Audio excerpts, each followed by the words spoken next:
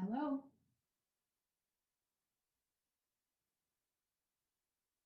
Hello.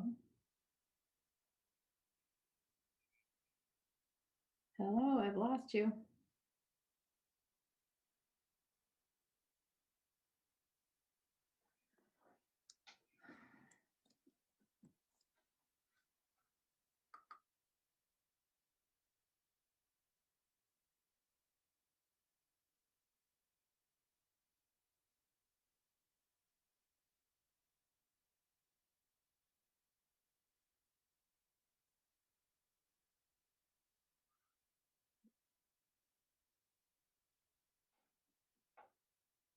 Good afternoon, everyone. Or perhaps it's morning or evening where you are. Nevertheless, welcome. Let's bring up the slides, please. Although we're meeting virtually and joining together from all corners of the country, or even from around the world, I and many other presenters and organizers are here in Ottawa. And I would like to begin by acknowledging that we are joining you from the traditional unceded territory of the Algonquin Anishinaabe Nation. My name is Nancy Carter. I wear many hats as it relates to this event. I'm the Chief Financial Officer at Canary, the not-for-profit organization that designs and delivers digital infrastructure for research, education, and innovation. For the past 2 years, I have had the distinct privilege of chairing the multi-stakeholder committee that is the organizing brain behind the Canadian Internet Governance Forum, and I will be your moderator for today. This 2020 edition of the Canadian Internet Governance Forum will certainly be different than last year's event, but perhaps all too familiar for those of us who have been attending meetings and conferences in recent months on what seems like every meeting platform on the market. On one hand, I'm sad I don't get to see all of you in person.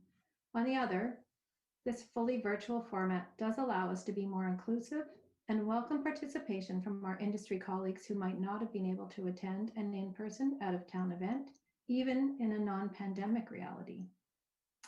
There's a number of ways that we'll engage with you throughout this event, and here's one to get to know your fellow attendees. Those of you logged into the webcast should see a pop-up on your screens. Go ahead and click on the map to let us know where you're from.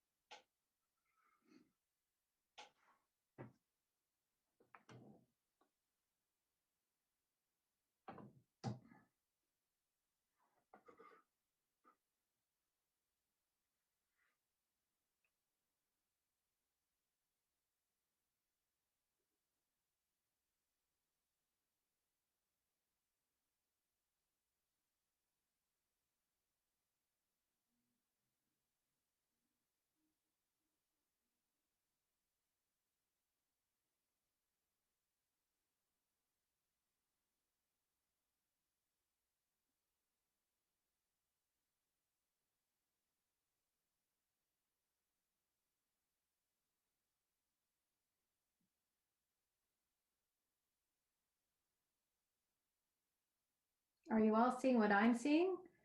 I see a lot of people attending from North America, but I do see that we have attendees from all over the world. Welcome, everybody. We have a lot of material to cover today and tomorrow. Can I have the next slide, please?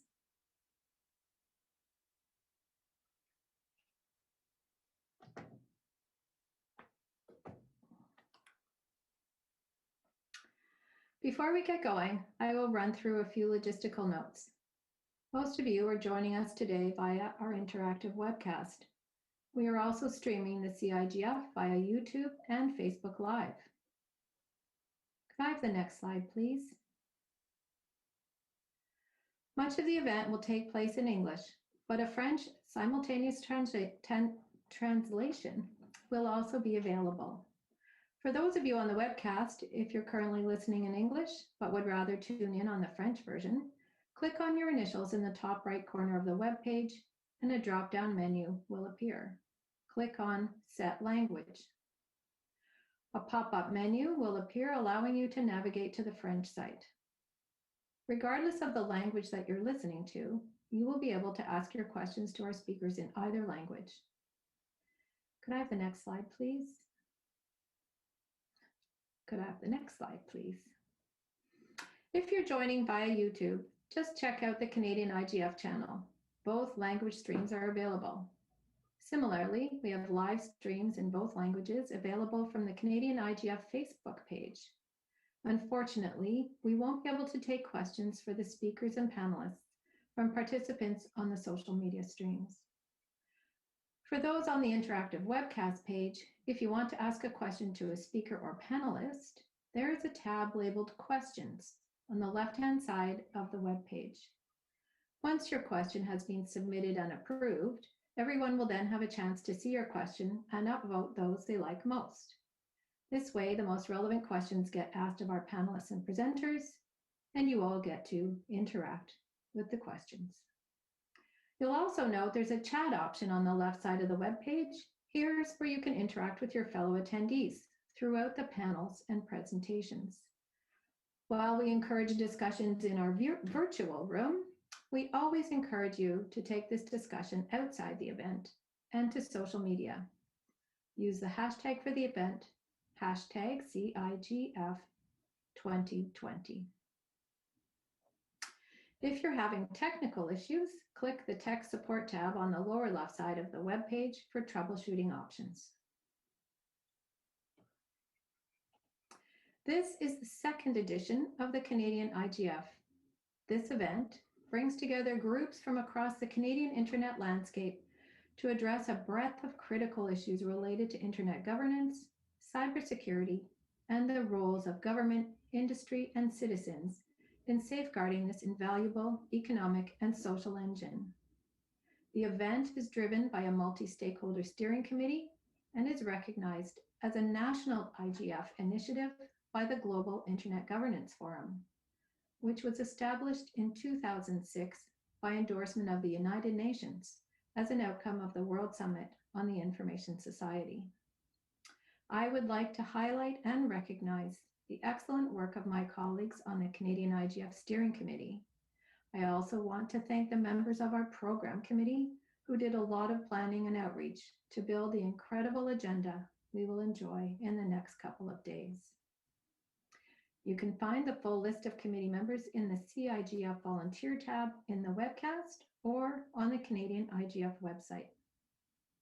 Finally, I would also like to thank our sponsors, without whom this event would not be possible. First, our presenting sponsor, the Canadian Internet Registration Authority, or CIRA, which has also offered event logistics and communications support to launch this virtual Canadian IGF. Our platinum sponsor, Canary, our gold sponsor, the Internet Society, and our partner sponsors, Cybera, and the Internet Corporation for Assigned Names and Numbers, or ICANN. Next slide, please. To start our day, I will now turn it over to Henriette Esterhuizen and Paul Charlton from the Multi-Stakeholder Advisory Group, fondly referred to as the MAG, of the Global Internet Governance Forum.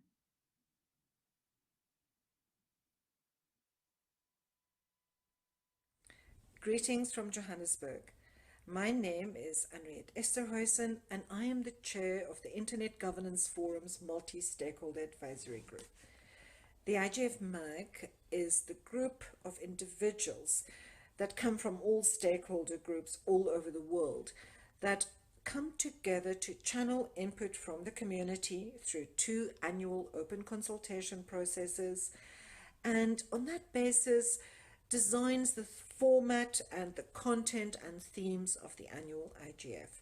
The work of organizing the IGF is done primarily by a very small IGF secretariat attached to the United Nations Division for Economic and Social Affairs based in Geneva. But the MAG is really the IGF's primary link with the rest of the world. And at the moment, Paul Charlton from the Government of Canada is one of our very hard-working MAG members. So a special welcome to Paul. The global IGF's origins are top-down in the sense that it emerged from a UN summit, the World Summit on the Information Society, as an outcome of the second phase of the WSIS, as we refer to it, in Tunis in 2005. At that time, there was no consensus between governments on how to deal with emerging internet governance institutions and processes, in particular at that time ICANN. And against this backdrop of deadlock between states, civil society proposed the idea of a global forum for dialogue and debate. And that's how the IGF came to be. And since then, it has taken place annually, the first in 2006 in Athens, and the most recent, the 2020 IGF, virtually. Next year, the IGF will take place in Poland, the year after that in Ethiopia, then in Japan, and then in Russia. And in fact, it's very significant that the IGF has host countries committed for the next 4 years. Global IGF processes include intersessional work. We refer to these at the moment as best practice forums and dynamic coalitions. Best practice forums are overseen by the MAG, and they deal with a very specific policy issue, policy problem, and then a group of people come together to capture what is documented good practice on how to deal with that. For example, looking at the development of norms to secure cyberspace and cyber stability. And that was the thematic task of this year's best practice forums on cybersecurity. There are also dynamic coalitions. Dynamic coalitions are independent from the IGF MAG, but they use the IGF as a platform. They are communities of practice, of people that work throughout the year on common areas of interest and concern, such as community connectivity, for example, and that's known as DC3, and it has very active participation from Canada. But the IGF ecosystem also includes what we refer to as national and regional and youth IGF initiatives. Processes such as the Canadian IGF. And they're very different in that they are truly bottom up in how they came to be, and I think also in how they operate. National and regional and youth IGF initiatives represent the desire, the will of people on the ground in a locality or in a particular country to come together, to collaborate, to deliberate, to discuss specific policy processes that they're currently engaged with, or to form partnerships around internet development and expansion of the internet. And that's why they're so significant. The NRIs, in fact, ground the global process. But we also hope that the global process can give some direction and generate some kind of connection with global processes for people working at national level.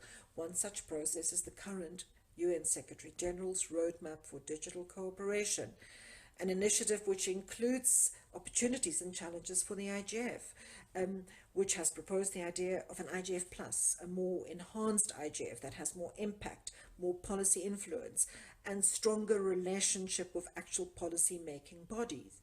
How we achieve this without losing the IGF's essential bottom-up character is challenging, but it's a process that we can only undertake with the participation of all stakeholders that are concerned with the IGF, including people such as yourself, institutions such as CIRA, and processes such as the National Canadian IGF. So just finally to briefly tell you about this year's Global IGF, which took place virtually, more than 6,000 participants, 173 countries, nearly 300 different sessions. It was built based on 4 themes: data, environment, a new theme, trust and inclusion. All of these themes have aspects that have been discussed previously at the IGF, but environment is one that we introduced for the first time as an official theme, and we feel the timing is vital considering the challenges of climate change and the growing harmful impact of the internet on the environment and on environmental sustainability. On that note, I hope that you will look at the IGF outcomes. They are available on the IGF website.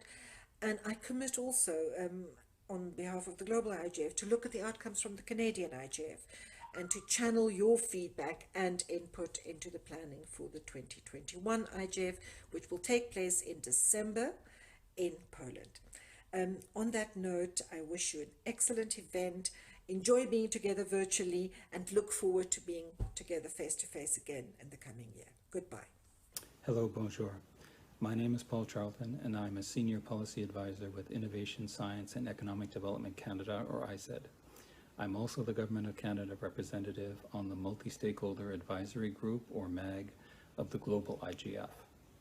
The MAG is responsible for organizing the annual IGF meeting as well as overseeing intersessional activities.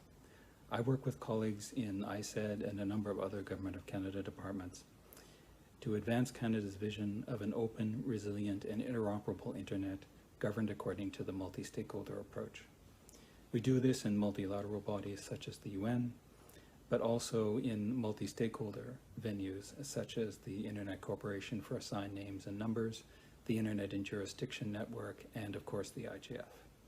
The multi-stakeholder approach means that governments are only one stakeholder group along with the private sector, civil society, the technical community, and academia.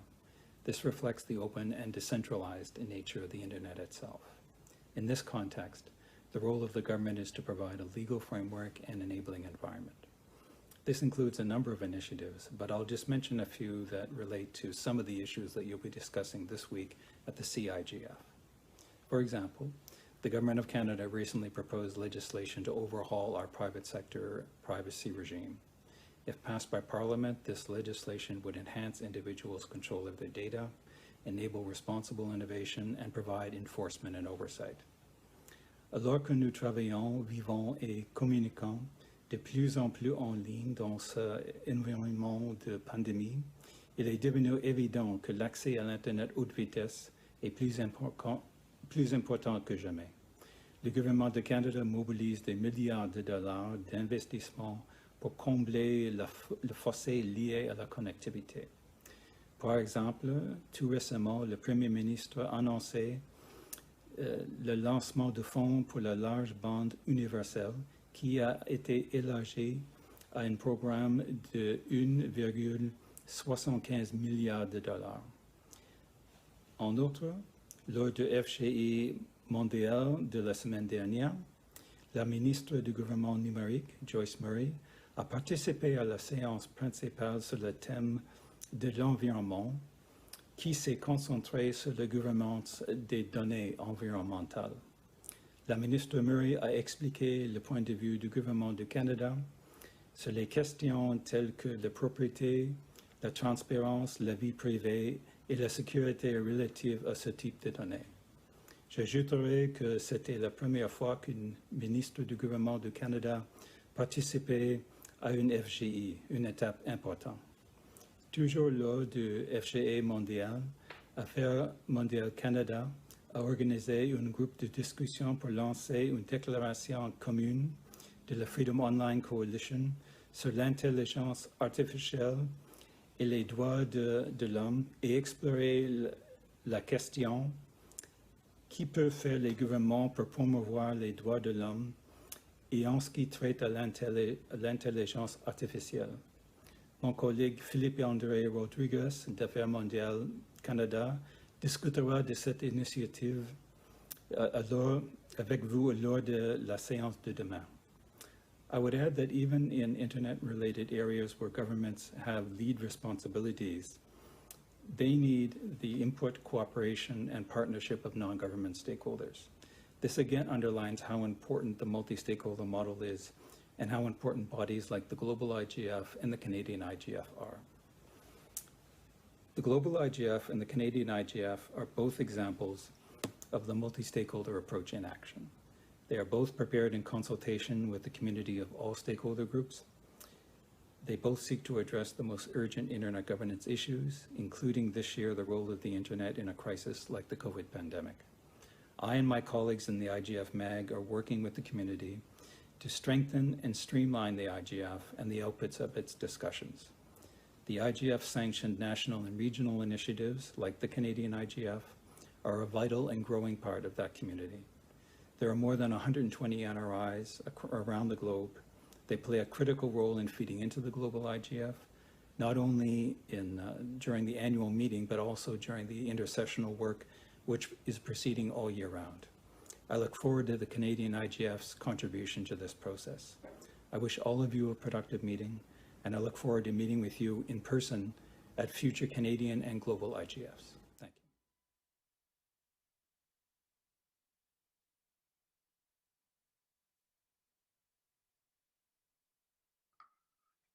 Thank you to both Paul and Henriette. Thank you for joining us. We really appreciate your messages and your articulation of your commitment to the Canadian IGF and the global IGF. It's always worth remembering that this Canadian IGF event is one part of an important global discussion on the issues affecting the internet and internet users from around the world. Next slide, please.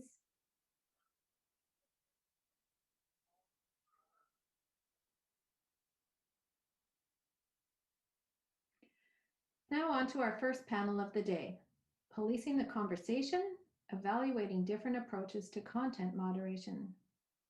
As we've probably all observed, misinformation and extremist content present serious challenges to democracy and public discourse.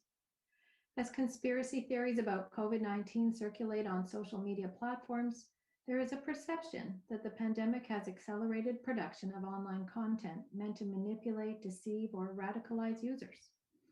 Our panelists will cover the nature of online misinformation we're dealing with, emerging policies and tools being developed by governments and platforms, and what it all means for the future of online expression.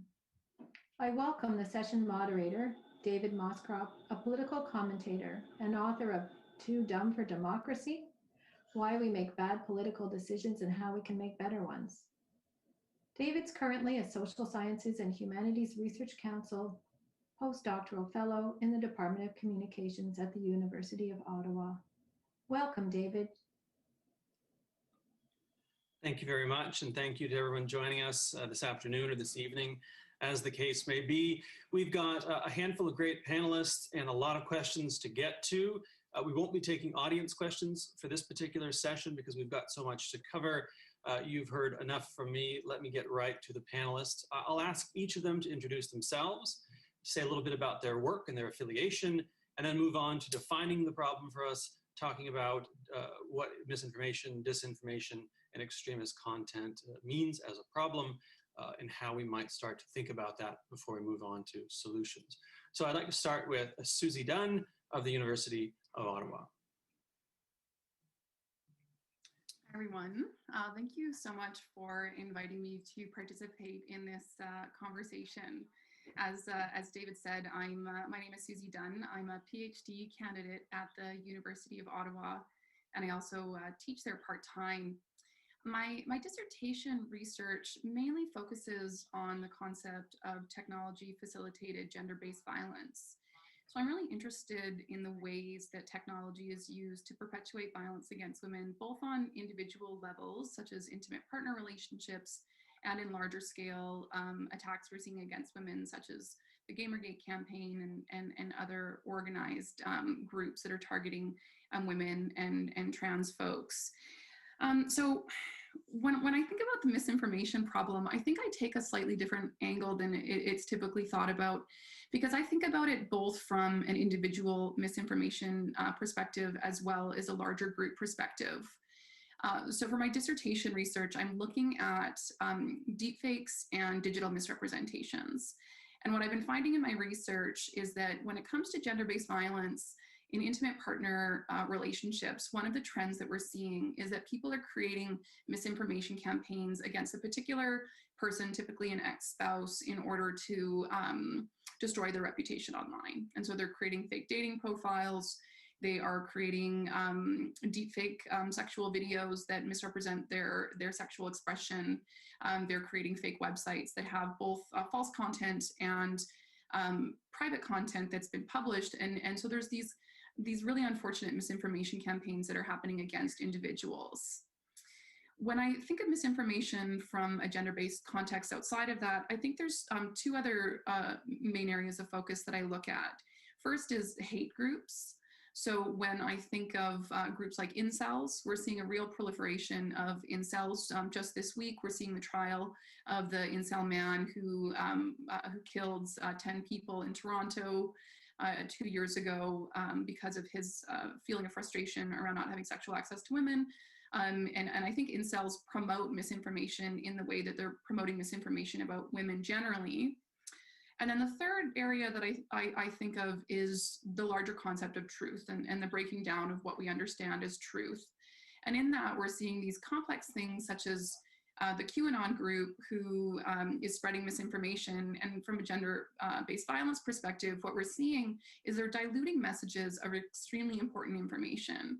So QAnon is really focusing in on this idea of child trafficking and pedophilia, but the message that they're promoting around child trafficking and pedophilia is actually really different than what we see is happening on the ground. And so women's organizations who are doing important work on these areas are seeing their messaging really distracted and people becoming very confused about these issues.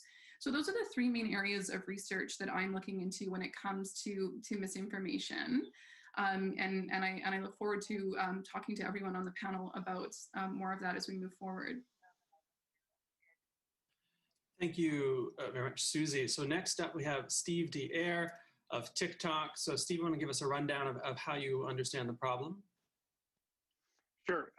Thanks for having me here, everyone. Thanks, David, for moderating, and really looking forward to this discussion. So, I mean, obviously coming at this from the TikTok perspective, but I mean, first, when it comes to misinformation, what I'll state outright is that TikTok, isn't the go-to app for following news or politics. And if you've seen our videos or spent time on the app, you'll know what I mean by that. And so, while all generations are on TikTok, we know we're particularly popular with young people, Gen Z, millennials, and so maintaining a safe and authentic experience for them and for all our users is our top priority, and it's something that we take really, really seriously. So we don't allow harmful misinformation or disinformation on TikTok, period.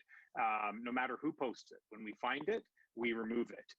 And we bring to bear an approach that includes, technology, human review, and strong policies to prevent misinformation from our platform.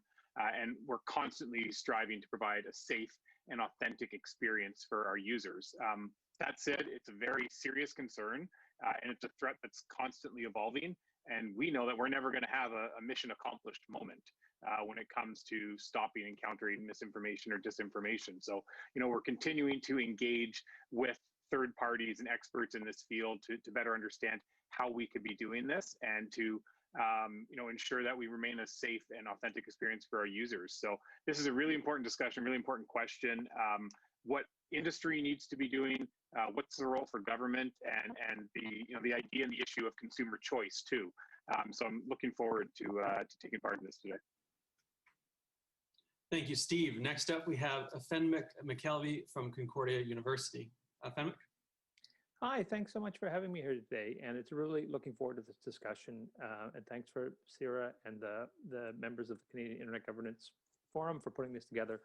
I think I'm here today because this is a really necessary conversation. I think it's a difficult and vexing problem for me. And that if I had one takeaway, it would be that we're not going to solve these content moderation issues. And there's no solution before us. And that really, in many ways, this is the obligations or the consequences of being a communication provider in a society with deep structural and systemic issues, racism, misogyny. And part of what I think the responsibility of being a good citizen or as a good government is working towards ensuring that all citizens and all Canadians have free and fair participation in our society. And I think that really what I want to push past is thinking about content moderation as flagging good or bad content, then really thinking of this as kind of as an intractable problem as the way we deal with and reconcile with both the legacies of our past and with the kind of inequities and injustices we have in our present day society. And so unless we take that structural approach, I think we're missing part of that conversation. But I also think as much as many platforms aren't the cause of those structural issues, they're not the solution. And so how do we build the new institutions or the ways of collaboration and consultation that allow for these harms and these concerns to be addressed on an ongoing basis? Thank you, Fenwick. In a moment, we'll move on to a general series of questions for the panelists. But first, we have our final panelist, Kevin Chan of Facebook. Kevin, could you introduce yourself to everyone and give us a bit of a rundown on how you see the nature of the misinformation, disinformation, and extremist content problem? Sure. Hi, everyone. I'm Kevin Chan. I'm the head of policy at Facebook in Canada. I think it sounds like we are all, I think effectively saying the same thing, which is that, misinformation is a challenge, both, I think, online and offline. I think we have a specifically challenging kind of, issue online, because, of course, there's a lot less friction and people can connect with each other in a way that they couldn't before. And I think that actually is a strength of the internet, but it also is, of course, a novel challenge. I think the one thing I would contribute to this at the outset is just to say that, we need to be, I think, even more specific when we think about these things. So there is, misinformation, which is sort of, I think, what generally people kind of say, it's things that may not be true. But of course, it can be legitimately someone's opinion. And so we kind of see this as a separate category. The one that I think we're all focused on is sort of the disinformation piece. So if it's people who are maliciously spreading things, whether it's to make money, or it's, let's say, a foreign state actor that's trying to influence, let's say, an election, or if it's a militarized domestic group that's trying to incite violence, those things need to be treated obviously swiftly and removed from systems and from platforms. But, if it is someone's legitimate opinion about something, I think that's a much harder nut to crack. And I think we do need to make that distinction and be realistic about the appropriate limits to freedom of expression. And if I may say that one other thing, I would agree with Fenwick that, it's not really for platforms ultimately to make these really hard calls. I think where we have made these calls, it's left one side or the other dissatisfied. And so what we have been doing, and what I recently wrote in an op-ed with Richard Sturzberg in the Globe and Mail, is to actually call for government regulations. Governments traditionally have decided what is legitimate and illegitimate speech, and they should do so for the internet as well. Thank you, Kevin. So Kevin has anticipated my next question, which produces a great segue. And so we'll move to a general conversation among the panelists now. And I'd like to start here. Now, our goal is to get an understanding of what the problem is compared to perceptions of the problem and what we're meant to do about it. We've established the easy part, that there is a problem: misinformation, disinformation, extremist content, however you might consider each of those in turn. What we need to get at is, at what point does something become enough of a problem to warrant an extraordinary action or response? So I want to get a sense of what those lines might be and whether or not we have anything right now that indicates where they are, or we need to develop something that will. And I'd like to start with Steve on that.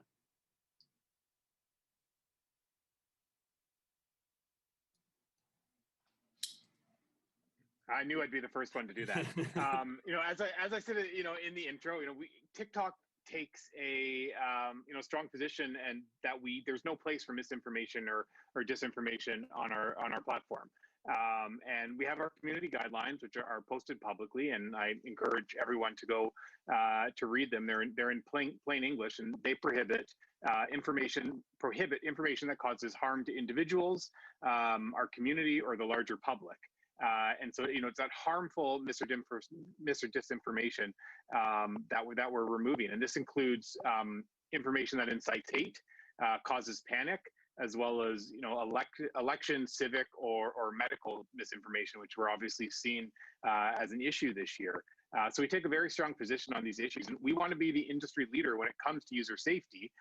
But at the same time, we want to be an industry leader when it comes to transparency and accountability for how we're making these decisions and how we're applying these. And so we're continuing to iterate and evolve. One recent change we made is now when a user has posts a video and the content is removed, they get a notice and it tells them specifically what in our community guidelines they violated. And that's really important to inform them about what is and is not allowed on our platform, and why it happened, and why we took the action that we did, and also gives them an opportunity to appeal that. But yeah, our view is there's no place for misinformation, hate speech, violent extremism, or any harmful content on TikTok. And we were actively monitoring for and removing this content. And as I said earlier, we're not, and we don't want to be the go-to place for politics or news. Users are, of course, they're welcome to post their own political content and their views, and there's a huge diversity of viewpoints on TikTok, which we welcome and we think is great. But what they post has to comply with our community guidelines. And again, if it's harmful misinformation or hate speech or bullying, we're going to remove that. We have this moniker of being the last sunny place on the internet, and we're very proud of that and the type of community that TikTok is. And I think that leads into the question around user choice. Users have a choice where they want to be online, where they want to interact, and we're committed to ensuring that TikTok is a safe place for all users. That when they make that choice to spend time on our app, that it's going to be a safe place. And I think this choice idea is the same thing in real life. You choose where you want to go, how you're going to speak in different settings, whether you're at the office or at a place of worship or at a bar or at a football game. And you'll probably use different language and talk about different things depending on where you are. So, I make that choice. If I'm going to go down to Buffalo to a Bills game with my kids, I'm probably not going to take them through the tailgate or sit in the nosebleeds. I'll buy seats in a safer section because, I have that choice, and I want to make sure that it is a safe experience for everyone. Move on to Fenwick next. I mean, Fenwick, do we have a universal line or standard that we can apply, or are we in effect sort of figuring this out as we go, never really solving the problem, just constantly managing it? Yeah, I think I would draw a distinction between two parts. So we have a term called hate speech, and hate speech I would use to talk about things, certain acts, say, inciting violence towards certain groups, harassment. There are certain things that are defined in the criminal code that are prohibited speech acts that can lead to criminal enforcement and police enforcement. I think the second thing that we talk about is this term harmful speech, which really refers to this kind of gray area where we're trying to understand what are the consequences of having, I think, many, many, many more Canadians involved, engaged, participating. And some of that participation we're finding is quite problematic. And so I would look to my colleagues, Chris Tanove and Heidi Torek, who've recently looked at elections and the consequences for women candidates online and how they actually experience harassment that really, causes them to not want to participate in politics. And so I would describe a distinction where that harassment might be nothing that would violate the criminal code, nor is something that necessarily should be resolved as being policed, or that policing is the right answer for these necessary issues. But that this idea of harmful speech and dealing with some of the ways that people are online that are creating environments that are hurtful or harmful, or I think in the case of their work, causing people to not want to participate in our politics, that's, I think, this vexing question. And this is where we see community standards like being talked at TikTok or community standards at Facebook becoming this kind of ad hoc solution where these platforms are deciding what part of the internet they want to express and create. And that, I think, has, as we can discuss, some pros and cons. Kevin, in many ways, Facebook was a pioneer in dealing with this. I mean, it was the place where a lot of these questions were first addressed, or they had to be addressed because of the sort of extraordinary nature of the platform and the fact that it was an early giant. Can you talk to us a little bit about the Facebook experience and how that has changed over the last decade or so, where it might be going in terms of deciding where the line is and developing best practices to identify it? Sure. Thanks for that question. I think that's exactly the right question about this stuff. I mean, what we've talked about so far, kind of just to Fenwick's point, kind of ad hoc approaches to this. Every platform has its own set of rules. This is what we're talking about. Community standards are basically rules about what you can post. And actually, if you read them, and I think I may work at Facebook, but to your point, I think Facebook's been at this game the longest, and it has the most comprehensive set of rules. If you were to read the community standards, right, you print them out, they're like over 30 pages long. If you were to read it, you'd be like, wow, like this, everybody should agree with this stuff, like largely, right? It's like there's no hate speech. There's not even harmful speech. You're not even allowed to harass people, right? Like so all these things that we in the real world actually say are actually quite laissez-faire about.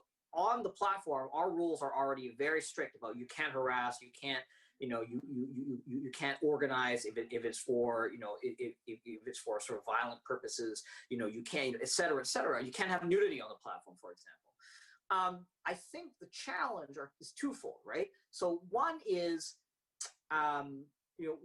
enforcement, and I think that's the challenge that every platform is struggling with. Is you can say, look, there is no hate speech allowed, but of course, David, if you were to post something hateful right now on your platform of choice, chances are you're going to be able to successfully do that before the systems kick in, find it, and remove it. And so when we talk about enforcement, it's really this piece of like, you got the policies, you've got the rules. Now, how do you enforce at scale when you have millions, tens of millions, hundreds of millions, billions of users? How do you do that fast enough? And so we had our latest community standards enforcement report just came out a few days ago. If you look at it, we are at about sort of 94%. We have a 94% rate of removing hate speech before you see it, right? Before a human sees it. But it still leaves some amount on the system that people do encounter. Our estimate in terms of the prevalence of that is something on the order of 0.1 or 0.11%. So that's about 10 or 11 pieces of content for every 10,000 pieces of content. That is still hate speech that our systems, however sophisticated they are, don't find it fast enough before someone sees it. So we have an enforcement challenge, and that's, I think, across the system. We're getting better, but we're not there yet. And that's a bit the challenge of having so many people and so many voices online. The second thing, and I think we'll get to it more further, so I don't want to sort of belabor the point, but I think the other point is because each system, each platform has its own rules, ultimately the real solution ought to be standardized rules for all platforms. And while I take the point that, there are some platforms that, are optimized for certain types of content and certain types of experiences, it remains the case that these are all platforms for speech. And so there is always the possibility or the potential for harmful content. And so again, rather than saying, well, Facebook allows this, Twitter doesn't, TikTok, says something else, YouTube says something else, as well, why not have standardized, uniform rules? And only one entity can do that, and that's the sovereign, that's the government. Well, you've anticipated my next question, but I want everyone to keep that in mind for a second, but because I want to ask Susie about this. I mean, the misinformation, disinformation, extremist content are global problems. They aren't expressed the same way, and they certainly aren't experienced the same way or to the same degree by everybody. There's an equity issue to this as well. So I'm wondering, Susie, can you speak to this question, but perhaps to the equity lens as well? Sure. Well, and I think we have the laws of what we know are the bounds of content. Like we know defamatory content, hate speech, like these are the lines that we know exist. I don't think we need to have to talk about those because there's the clear zone, but I think the conversation we're having today is the gray zone. Like what is the stuff that we're a bit unsure about, these things that are people's opinions or these things that are, they're not hate speech, but they're not enough. And I'm a big believer in regulating platforms. I think that there's need for transparency, there's need for more clear rules. And in some ways, I think we could set up a system like Kevin suggests that say, here are some rules across board, but what those rules are going to be is what's already illegal content, that we know, like hate speech, you have to take it down, this type of thing. But when you think of uniform rules, Facebook has a rule that says no nudity on their platform, but you couldn't apply that to like one of the largest companies in Canada that we often don't talk about for regulating content, which is Pornhub. So like obviously like that rule couldn't be applied across board. So I think when we're thinking about applications, companies have the ability to create the community and the culture that they're in, and they're almost better resourced than governments to do this. And so what I think companies need to do is they need to take a human rights approach when they're looking at these types of things, because the equity issue is there. What has become normalized speech is really shocking. And I think, speaking to Fenwick's point, and a little bit to Steve's point too, this idea that we have like choice to express ourselves online, when you look at what's happened to the internet today, the internet is not, we don't like, women of color don't have a choice for where they want to participate because racist, hateful speech follows them and is very, very normalized. For women journalists, it's typical to have daily rape threats, daily death threats. And it's interesting because those threats don't always fit perfectly under criminal law because a threat has to be very specific in a certain way in order for it to count. And so there's this real normalization of quite frightening speech, but because it doesn't reach a threshold or because it's someone's opinion, we're not getting there.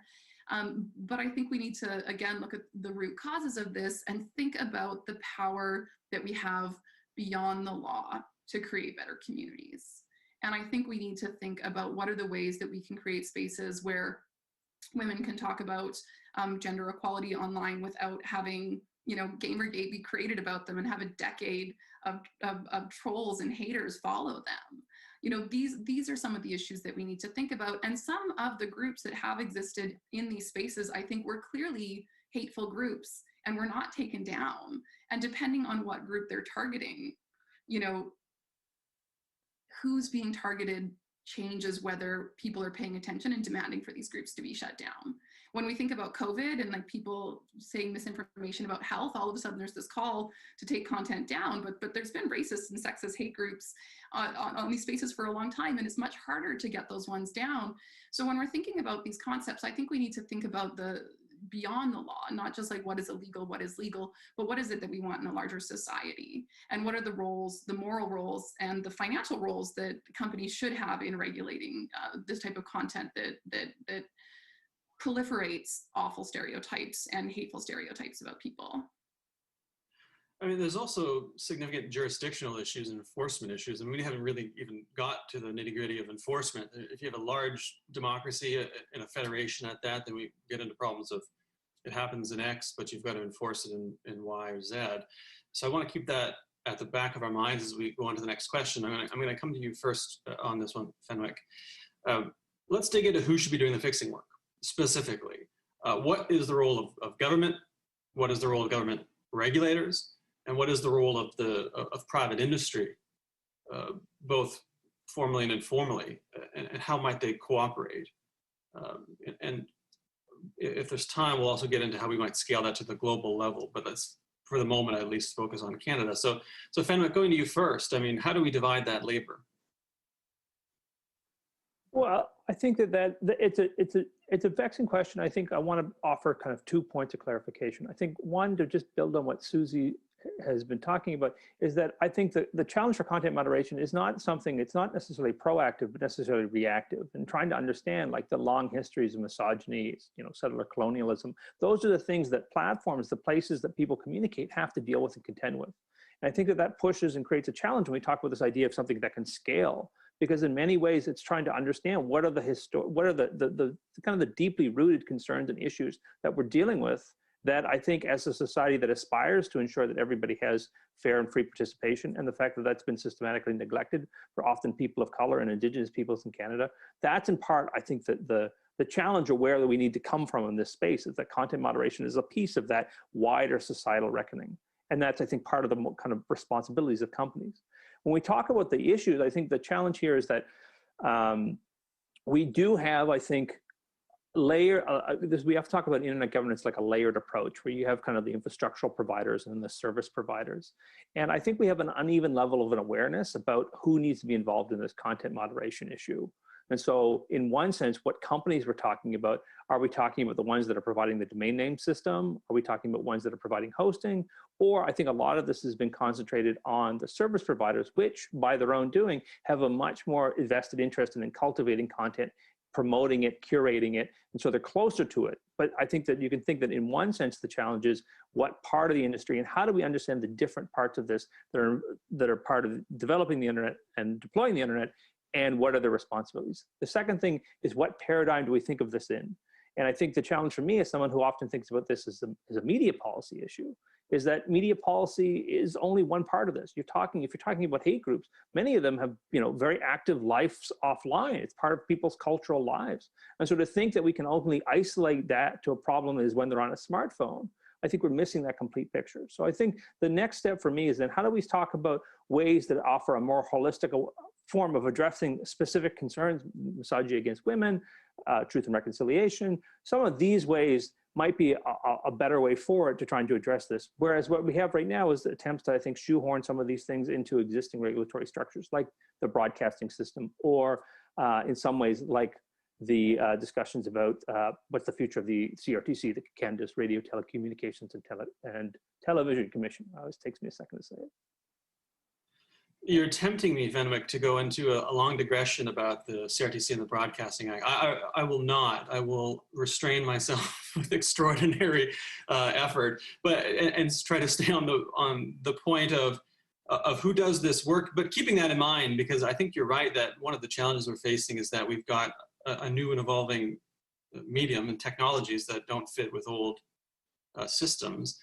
Keeping that in mind, Kevin, I want to ask you about this a bit more, because you suggested vociferously that government needs to step in and do this work. You've written about it just recently, as you mentioned, the Globe. What would that regulatory structure look like? You want government to do the job. What would that look like? Well, you know, I think it's a bit to Susie's point, right? Which is that there is a lack of transparency and accountability if platforms decide it all. So look, in my role as public policy, in the public policy team, a big part of my role actually is to adjudicate on some of these vexing content questions. So in Canada, we get a lot of these things that ultimately, if they need escalation, they kind of come to my desk or my screen. And the irony hasn't been lost on me. I have dinner over dinner with my wife, and I'm like, why am I making that call? I wasn't elected. I'm not part of the government. But I get to decide for some very kind of like escalated cases, ultimately whether or not to pull something down. I'll give you an example. You know, you may have heard of Radio Québec in the province of Quebec. It was a very active presence on various social media platforms, including ours. It kind of came to prominence more recently because of the pandemic, and sort of videos were being put in, were being put out there by this page, Radio Québec, that was talking about how COVID wasn't actually worse than the flu, and that it'll just disappear over the summer, et cetera, et cetera. And we've been studying it for a long time, but ultimately we pulled it down not because of the things that we're talking about in terms of COVID, because we have thresholds about sort of, violations. And at some point you kind of trip the threshold and we remove you completely. But that wasn't the reason. The reason was, in fact, that in doing our investigation, we realized that, in fact, the person behind Radio Québec was very publicly associated with QAnon. And when we moved to remove QAnon from the platform completely, this page became part of that. But that was a decision that came down to, again, I probably should be more general about this, but came down to someone like me, who's like, do we feel we have good signal that this is in fact part of the QAnon network? And so if that sits wrong with you, and I kind of feel like it probably should, right? Then you need a higher power that is going to make those calls. And traditionally, up until very recently, up until the early part of the 21st century, that's been the call of the sovereign. It's been the call of parliament and of governments. And so we think that rightly so, they should continue to exercise control over that domain, because it should be challenging. It should be challenging for people if they realize that it's actually Facebook that's making those calls. If I may say, one other thing, I did want to sort of build on one other thing that Susie and I think Fenwick touched on, and not in so many words, but I think this question of, yes, these challenges extend beyond the internet. There are, forces beyond the internet and predate the internet that kind of are kind of, drivers of a lot of this. And then someone mentioned this idea of like, well, we want a better internet effectively. We want better behavior. Some of that, of course, I think lies in things that are not particularly exciting, maybe for us, in this group, but like things like digital literacy, plain old, like, look, you don't do this, because if it happened to you, you wouldn't like it. I have 2 kids right now who are in grade school. They get this stuff in class all the time in terms of like, think before you share, They have these like, anti-discrimination and like anti-intimidation, like these courses. They take these things and they're taught at a young age. I don't know that that's going to get us to the world that we want. But I think it's right that people are calling it out. I know Matthew Johnson speaking on a panel from Media Smarts as well. Their whole organization is dedicated to these things. And while it's not the kind of exciting topic that we like to talk about, like platform governance or platform regulation, I think digital literacy is a huge part of any kind of comprehensive solution. So we should never, I think, give it short shrift, if you will. Susie, I wonder, I keep coming back to this idea that, governments and platforms see the world from the perspective of governments and platforms. Their experience and knowledge of what the problem is going to be shaped by their worldview. There are other worldviews that sometimes get marginalized or ignored, often structurally. Keeping that in mind, Susie, what do you think? Who should be doing this fixing work? Well, I just think everyone should. I really think everyone should. Like, this is a collective effort. Like, we can't just look to the government and say, government, can you make great rules around content moderation? Because also content moderation is like the end of the road. It's just like the law. It's like we don't go to criminal law as our first place to solve solutions. We try and solve solutions within our communities, like in family law, like if you're getting a divorce, you try and divorce without lawyers first, but then, you go to lawyers if you have to. But ideally, you don't have to use institutions if you don't need to. So I think this is a larger collective effort. Some spaces that I've seen that are giving me a bit of hope. There's some examples of government organizations, government bodies that have opened up in countries like Australia, where they have these integrated efforts, where they're working in collaboration with social media companies around takedown content. For Australia, it's mostly around non-consensual distribution and bullying, but it could be expanded to things like disinformation and misinformation, where you have a dialogue between these large corporations, so you don't have someone like Kevin having to make that decision by himself. And you're working in collaboration with rules and governance that have been created legislatively, but also looking at the policies of these organizations and have them be clearly explained to people.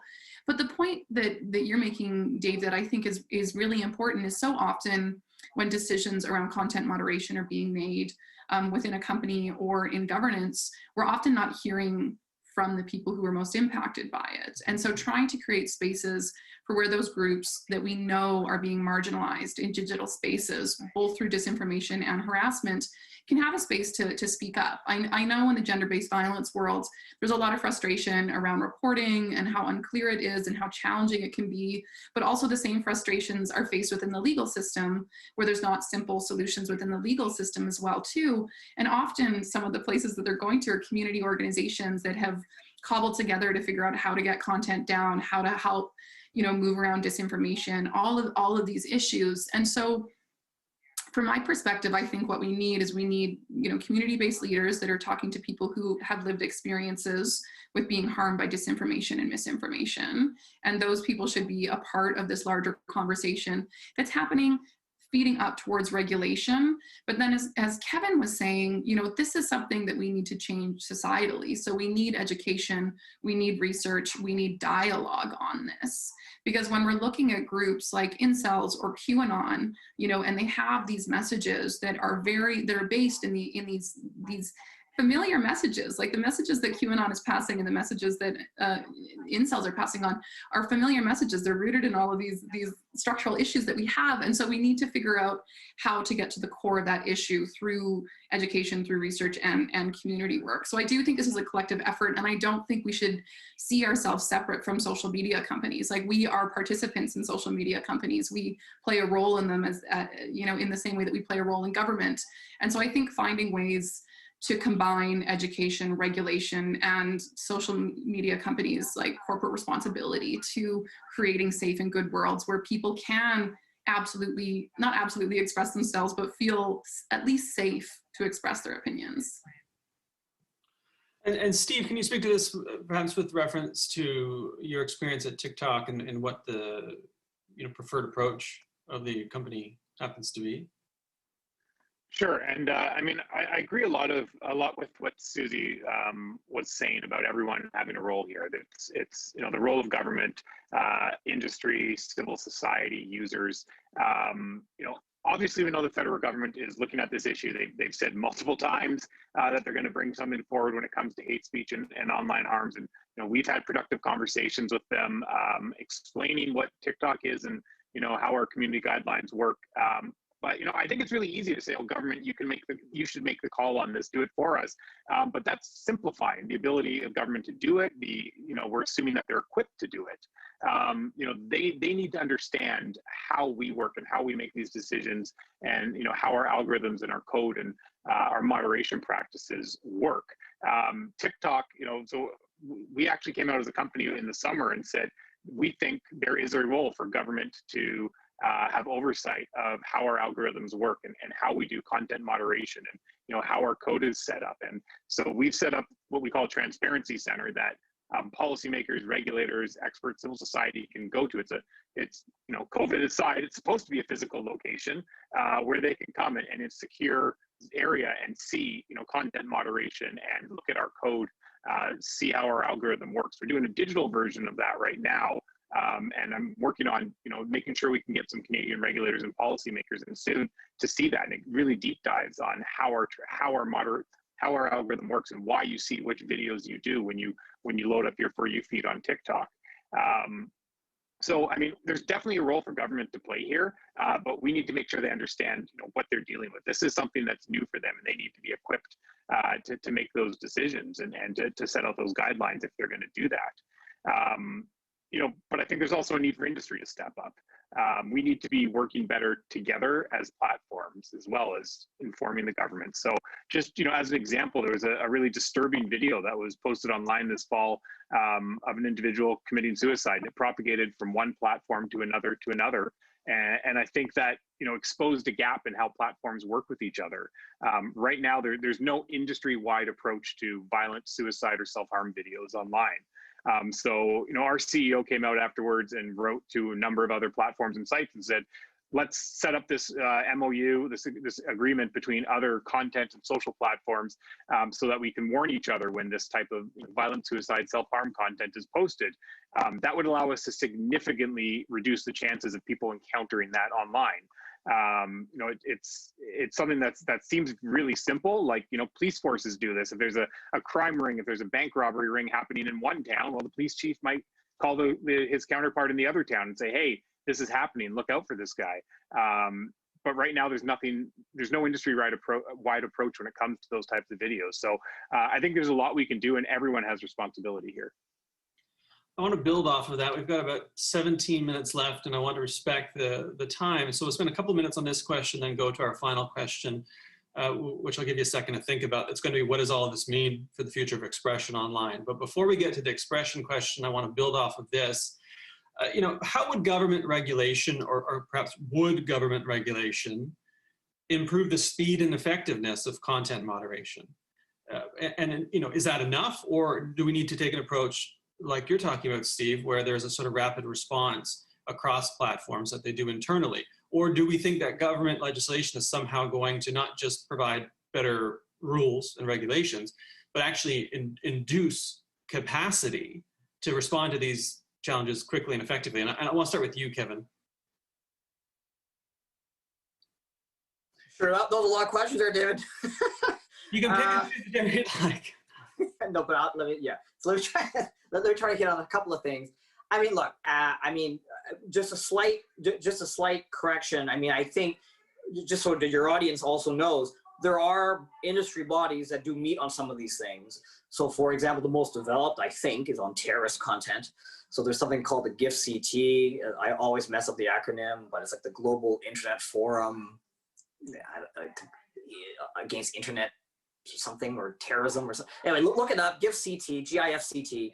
And we actually do coordinate across many, many platforms when it comes to terrorist content. We actually have a commonly held database where if one platform finds something, we load it in through a hashed kind of process, and everybody has access to the same hash. They can then go proactively find the same piece of content anywhere else on the internet. So, you know, we do coordinate on these things. I think obviously the key will be to coordinate more, and that's important for sure.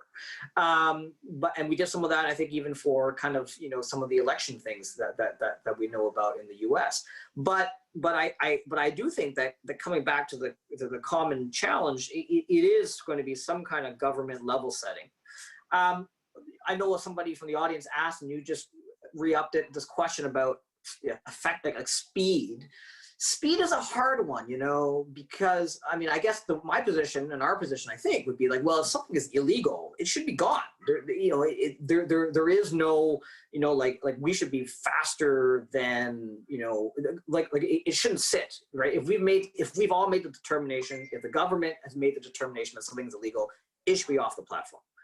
I think the challenge in some jurisdictions around the world where we have said, where we've introduced this idea of speed, like you got to get it down in 24 hours, is what's happened is a lot of these platforms have kind of over-rotated, right? So you'd rather err on the side of caution than potentially be in violation of the law. So you remove more than you would otherwise. But then the challenge, I think, and it comes to I think the question you're asking for the next round, the final round, is this question of like, what does it mean for the future of expression? And so I think we should be very, I think we should be sensitive to the possibility that if speed were a metric, it would end up, silencing more voices than probably we would want. And we should more focus on, are the rules clear, right?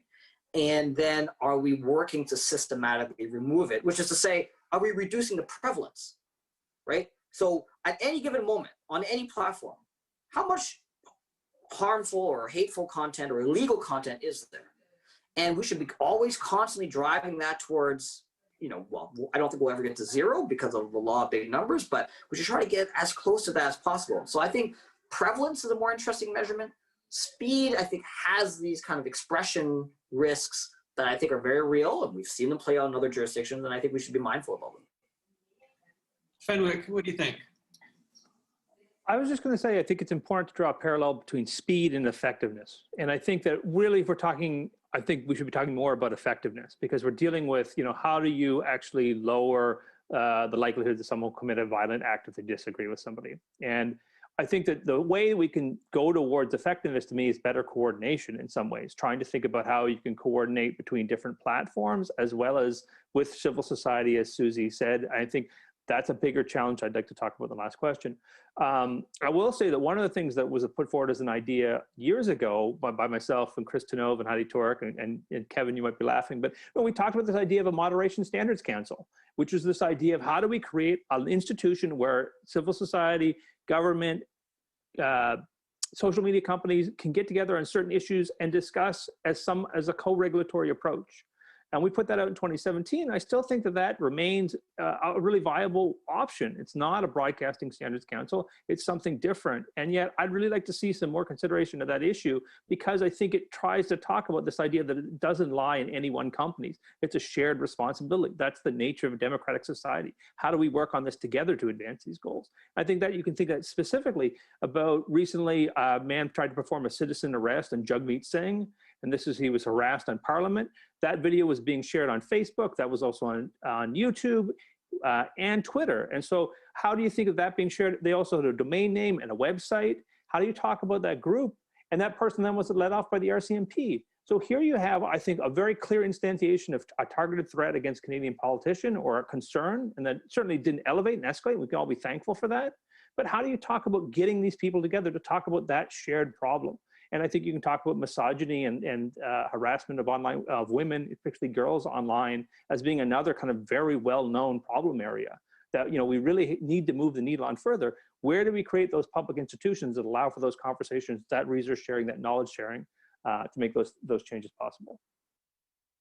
We've got about 10 minutes left. I want to save lots of time for the final question, but I also want to give a chance first to Susie to add to this. Susie? Yeah, speed is such an interesting question. And, leaning more towards my work on gender-based violence, often when we're talking to women who've had misinformation spread about them. So what we're regularly seeing is people's sexual content decontextualized, put in public forums, and then false information attached to that. And when that content is up, and that's such a clear example. I also think that this isn't content that's on the line. I think this is content that's like clearly we agree that all this content should be taken down. But speed matters in some circumstances. And in those circumstances, when someone has had their image co-opted in a way that's such an intimate and sensitive image, the longer that it stays up online, the more that image is copied and spread and downloaded. And for people who have those types of images decontextualized, once they've been copied and proliferated, every time there's a viewing, there's another offense. Every time, even if they're taken offline, there's that constant fear that this is going to come up again. So again, I don't necessarily think that for all forms of content, we need to have quick removal. There can be some times where we can get together in a situation like Fenwick is talking about, where we can have collaborative discussions between government, social media companies, and people who've been impacted by this, or, you know, like the body they have in Australia, to make these decisions that maybe might take a little bit more time. But depending on the content, I think speed matters in some situations, and having content taken down quickly is important. And you know, the question from the audience was, how can governments speed this up? And I think that you can regulate it. Like, you know, in Germany, they have the 24-hour rule. And for certain content, I think that there might be some flexibility in us being okay with more being taken down than less. You know, like when I think of non-consensual distribution, I am okay with the odd accidents there happening, and then us having to go back later and post up that content. Like, that is fine. There's particular content that I think does need a speedy reaction, and we are seeing regulation around this. I know that Hillary Young and Emily Laidlaw, you know, made a proposition for a civil bill for non-consensual distribution, you know, that would include this kind of fast takedown provision within the law. And so government can regulate speed into their decisions around content moderation and content removal.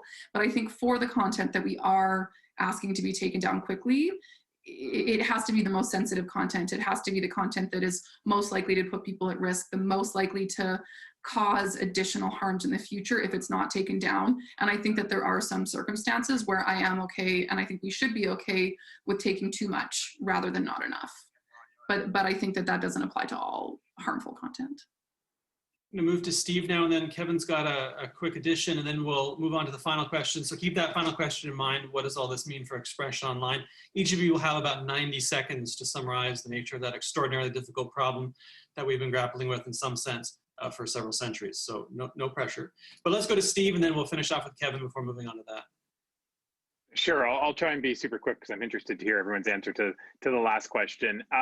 I agree. Speed is an issue. You know, from a technical perspective, Kevin cited some numbers that Facebook and ours are very similar. You know, for the first half of the year, we released our transparency report for TikTok. Over 90% of videos that were removed before they received a single view. And over 96 were removed before any user reported them. We found them first. And that's quick. But yes, I think there is a role. If things are taking too long, like that's an area where the government can step in and set a line to say this has to be taken down before them. I think a particularly helpful spot, and this is what Kevin alluded to, like where there are these gaps, where there are these gray areas, if that's where the harms are emanating from, like that may be an area that government can help out by providing that clarity if they don't see it happening, you know, quick enough or effectively enough from industry. And Kevin, you've got a final point, and then we'll move on to the last question. Yeah, I mean, just to build on what Susie was saying, I mean, the non-consensual intimate images challenge is obviously a very real one. I mean, just to give you a sense of what we're trying to do on our end, both on Facebook and on Instagram, I mean, we work with organizations. So in Canada, we do have a partnership with YWCA Canada, where we are actually, some of the local chapters for YWCA are actually a intake mechanism for women who have had NCII shared, obviously by definition without their consent.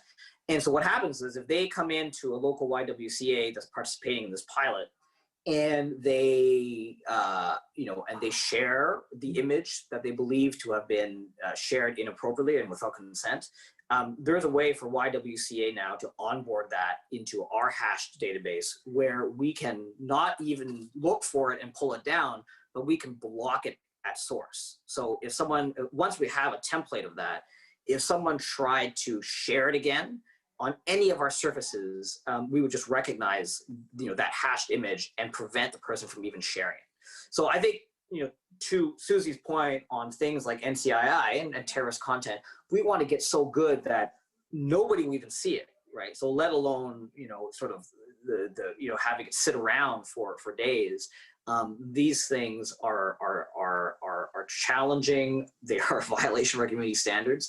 And for things like that, we have put sort of, I think, basically the most cutting edge technology to try to not even allow it to be posted on the system. We want to make sure that people who try can't even do it. And that's the goal, I think, on some of this type of harmful content. Well, we've got 4.5 minutes left. And so each of you has roughly 90 seconds to address this question. And bonus points if you can do it without making reference to John Stuart Mill. In fact, double bonus points if you don't make reference to any philosopher whatsoever. I want to start with Fenwick on this. Fenwick, what does all this mean for the future of free expression online? Well, I think that one of the sad parts about this is we began this conversation talking about choice, and this discussion about internet regulation largely has happened at a place where we've seen a tremendous decline in public sector media and public media, and where we think about trying to actually proactively build the institutions of media we would like to create, think about it as a value. And I think that gap and the lack of imagination on the part of public institutions to think about trying to create alternatives, trying to think about the internet as part of their mandate, is one of the things that I think is really impeding this conversation. And so I think one thing for me would be to say that how do we say as a society, not simply we want to address these harms, but we will want to build back better media institutions and public media institutions, those types of institutions that created the internet in the first place. Thank you. Steve? So I'll be the optimist here. I think, and just judging from this conversation, there's a lot of agreement and alignment between government and what government said they want to do and what we've heard from them, industry, civil society, to all work together and solve these problems. There's not a lot of gap there. I think it's just a matter of getting down to the work, and I'm confident we're going to get there. But yeah, I think the future of user-generated content is very bright. I joined TikTok like 4 months ago, a little over. I've been blown away by how Canadians are using the platform. They're using it, and this is a different, C10 conversation, maybe another panel, but like they're using it to tell their stories and, share culture and their humor and their language. I mean, my favorite example of this is, search this, like the hashtag Indigenous community. If you haven't seen it in the news, like it's just exploded. Indigenous TikTok, sorry, it's exploded this year. And, there's members of the Indigenous community in Canada that have gone on in the last few months to become these global influencers. And they're just talking about their culture and their heritage and their history in a very authentic and engaging way. So, I think there's an opportunity for that. We're seeing great ways that social media can be used in positive ways. And it's not a zero-sum game. You can have and foster creative expression while maintaining a safe environment at the same time. Thank you. Kevin? Yeah, I mean, I actually was going to say something similar. So I'd just be maybe a bit pointier about what Steve was kind of getting at, which is to say that we've just talked a lot about sort of regulating and governing speech online. But I think one of the things that we didn't talk about, which is actually the flip side, is that voice has actually, on the internet, has raised a lot of unsettling questions about systemic racism and the state of our public institutions and other institutions outside of the internet. And if you look at the Indigenous question, we just hosted a roundtable with Indigenous leaders last week. And when you think about the Mi'kmaq fishery, Joyce Echaquan and the tragedy of sort of what her final moments were, if you think about some of the things that we have seen with Inuit men, I think in many of the cases, and their interaction with law enforcement, all those things we know not because they have been surfaced by traditional institutions. They've been surfaced because someone had a smartphone and they were able to live stream something on a social media platform. And I raise these things not because I think that they are in and of themselves solutions, but I think that when we think about the future of expression, we think about regulating the harm or governing sort of speech, But we have to, I think, also appreciate the fact that we are living through a dramatic social change, or a moment of dramatic social change and awareness. And some of these things have been brought to light because of individuals who are making their voice heard on the internet. And I don't think we can forget that broader backdrop and that broader context. Thank you, Kevin. And last minute, we've got 1 minute left. We're right on time. Susie, you can bookend us. You got us started. Bring us home. That's great. I hate to end on the sad note, but I'm going to end on the sad note. I also, when we're thinking about expression, often these conversations are surrounded around protecting the expression of these hate groups, of these extremist groups, thinking, like, what about their freedom of expression? How are we protecting what they want to say, what their opinions are? And I think we also need to change the dialogue to say, how is what they're saying stopping other people from speaking? And how is it silencing people? And I think we need to be thinking about the voices that are no longer heard because of some of the speech that we're protecting. And so I think that needs to be the focus of some of our future conversations. So sorry to end on a sadder note. I also love the internet and think it's a great space for collaboration and activism, but yeah, we should change how we think of expression. Well, it's brought us all together, so that's something. So my thanks to all the IGF folks and to all of our panelists and for everyone joining us, and I'll turn it back over to Nancy. Thanks all.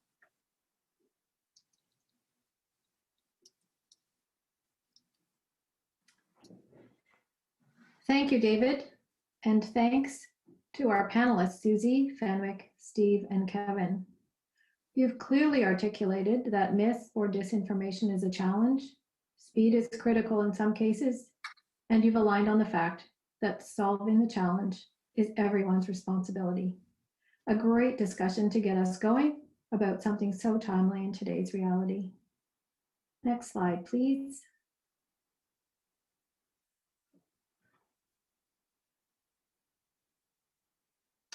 We're now going to give everyone a 15-minute sponsor break. Stand up and stretch, grab a refreshment, but don't go too far.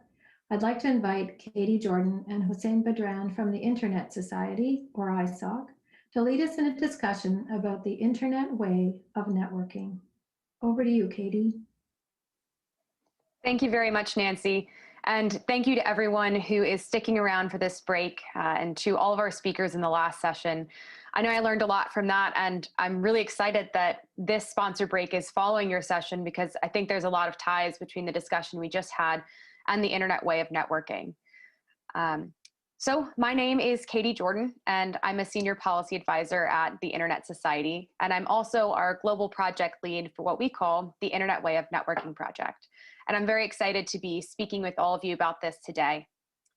So if we could start by going to the first slide. Thank you. So we know that the internet is successful. I mean, it's what's bringing us all together today. It has connected over 50% of the world, and it's just continuing to grow into innovate. But the unique way that it operates and evolves is really why it's so successful. And that's what we're talking about when we think about the internet way of networking. It's this really idealized version of a pure network of networks in their truest form, working together and interoperating and speaking together all over the world and forming the network that we rely on so heavily. But in this idealized version of the internet, in a pure form of it, an impact anywhere impacts everyone else because it is purely connected. And that means that both the positive and the negative aspects impact everyone everywhere. And so the Internet Society undertook a project to determine what exactly makes up the internet. What are the things that create this network of network, its critical properties of the foundation? And what are some of the emerging trends around the world that could help it to grow in a bigger and better and more pure way? And what are the things that threaten that infrastructure? If we could go to the next slide. And this is what we came up with. These are the 5 critical properties of the internet way of networking. These are the ideals that we should all strive for everywhere to make the internet the best, most resilient, most secure, and most accessible version of itself all over the world. And the way we think about this is almost like the legs of a table, where each one of these 5 things sits underneath of the internet that we see. And all users all over the world are sitting together at a table. They're able to build things on top of the table, to pass things across it, to speak to each other across it, and rely on this really secure and strong foundation for their innovation. But if anyone anywhere, any policymaker, any technologist, begins to shave away at one of the legs of the table, the entire thing becomes less steady for everyone sitting around it. So for example, if this accessible infrastructure, the common protocol, is chipped away at in one country, then it makes it more difficult for everyone at the table, everyone online, to use it in its idealized form, because it's a pure network of networks. And so this is how we want to start articulating an idea of the internet, that it's not only the applications and the services that live on top of this foundation, but that it's a really firm and clear infrastructure that we need to protect. So the 5 critical properties are, as I mentioned, the accessible infrastructure, the common protocol, an open architecture of interoperable and reusable building blocks, decentralized management of a distributed routing system, common global identifiers, and a technology-neutral general purpose network. Now, and these are not the end-all be-all things. These are the must-haves, the things that without these, you no longer have a network of networks, this global capital I internet, but rather a series of lowercase I intranets in different countries or regions. And there's more information on all of these on our website. But this is a really important baseline, because this is what's going to help us figure out, are we moving towards a better internet for everyone or not? If we could go to the next slide. So the critical properties probably seem a little bit wonky if you're not a technologist like myself, and that's okay. Because what the rest of our work at the Internet Society on this Internet Way of Networking project is geared toward is helping it become more digestible, helping policymakers and internet users and advocates understand how the impacts of policies at an application layer or a services layer could actually impact the infrastructure of the internet all over the world. And to do that, we've created an Internet Impact Assessment Toolkit that helps the community to ask guiding questions and figure out if new proposals might impact the infrastructure. And you can kind of think about this like an environmental impact, but for the internet. In the same way that if you're going to build a new highway or a condominium, you should have some responsibility to figure out what your impact on the environment and the ecosystem is. If you're going to pass regulations or create new technologies that fundamentally impact the way the internet works, you should have a responsibility to assess what that impact might look like and make sure that it's a positive impact and not a negative one. So this toolkit can be used to identify new trends, to analyze policies or new technology developments, and it can help anyone figure out, are these things a positive or a negative impact? And that's really important because some developments are really positive. The internet is capable of creating so many things, and policies that are created in a thoughtful way can help that to facilitate that innovation. But if a policy could have a negative impact on the actual infrastructure of the internet, policymakers should be able to explain why it's still worth passing that policy given that negative impact. And this is something that we can all do. We can all help policymakers and technologists to take on this responsibility because this information is accessible to everyone, and we hope it's digestible for everyone as well. And to start off, the Internet Society has created a few examples of what we mean by this. We've created assessments and use cases on things like intermediary liability, content filtering, and data localization. But our next step is really to work with our global community all over the world to figure out, okay, what are the specific use cases? What are the specific cases where this is going on? And to help our community to do an assessment. So I hope that you'll take some time to look at this on the website and use this tool as a part of your work to assess what kinds of policies are emerging in Canada and what kind of impact Canadian policies could have on the global internet. But with that, I'm going to turn it to my colleague Hossein to talk about one of these specific use cases that we're currently analyzing using the Internet Impact Assessment Toolkit. Thank you, Katie. It's a pleasure to be at the Canadian IGF. And if you can see the next slide, please. Yes, basically what I wanted to bring up is a potential use case for the IWN project that has to do with a proposal that's called New IP that's being floated at the ITU-T standardization group 13 that looks into really an overhaul of the internet architecture. New IP is a set of proposals to study group 13 at the ITU-T from Huawei to develop new network protocols and architectures by basically extending and redesigning the international IP, supporting new services for a new internet by 2030. The proposal here looks at, or can be characterized as a technology study initiative driven by a vision on scenarios for utilizing internet technologies in many facets of the future digital industry.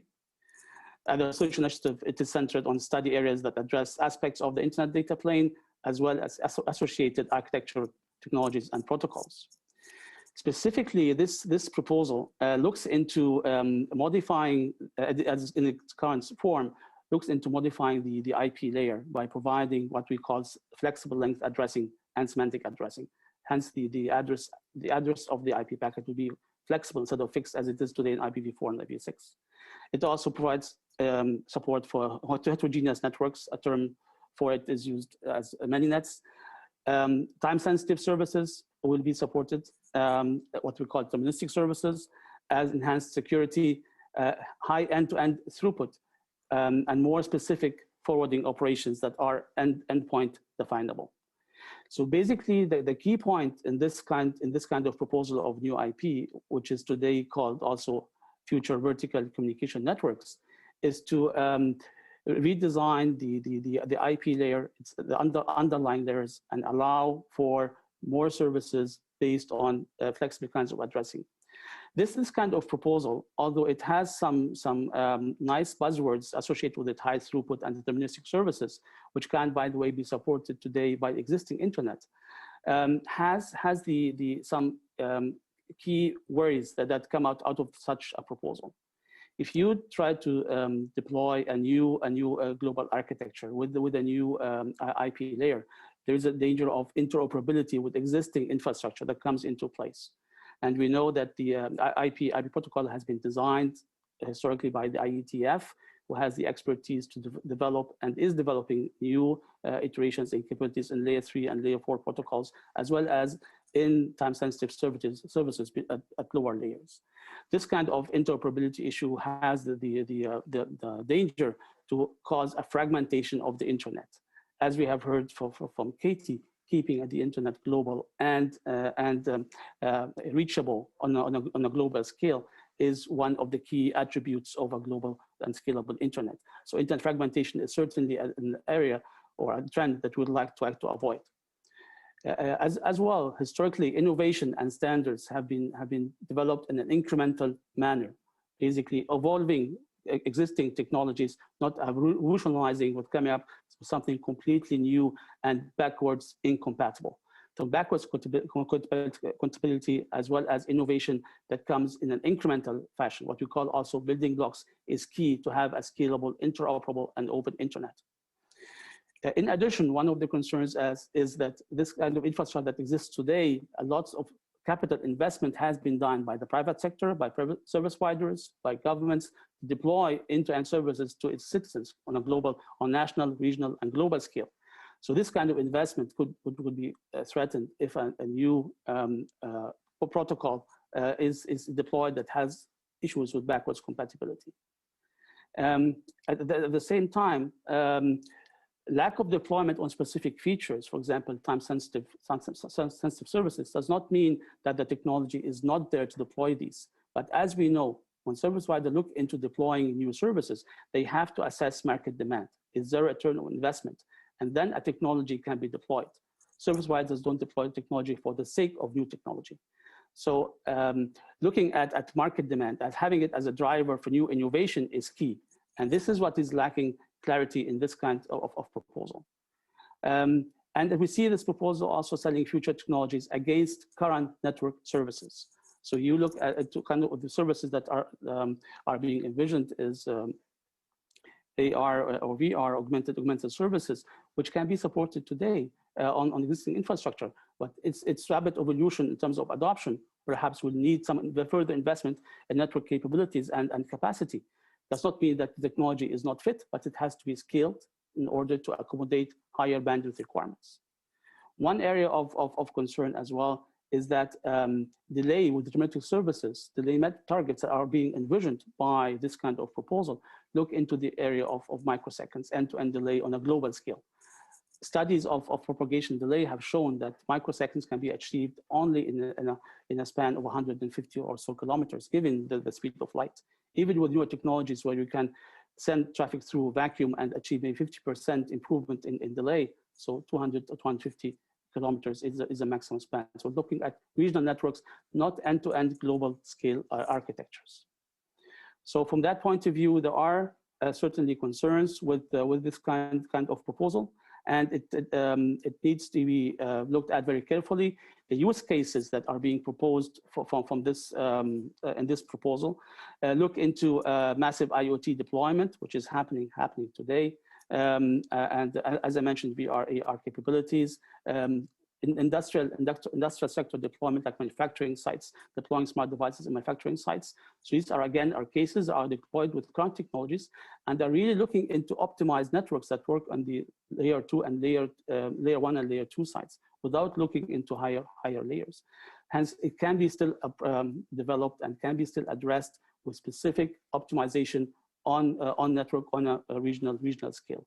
The global impact on such an approach still needs to be carefully assessed. And with standards organizations, we see two camps. One camp, basically China and Russia pushing for this forward, while the most of the other world, the UK, Canada, the US, as well as the European countries and European Union are strong, and Japan are strongly concerned about pushing this forward and have regional, very high concerns about gap analysis with existing technologies, with existing work that's being done, other standardization bodies to develop protocols that are really have a market demand instead of duplicating work that the others are doing. So this is in a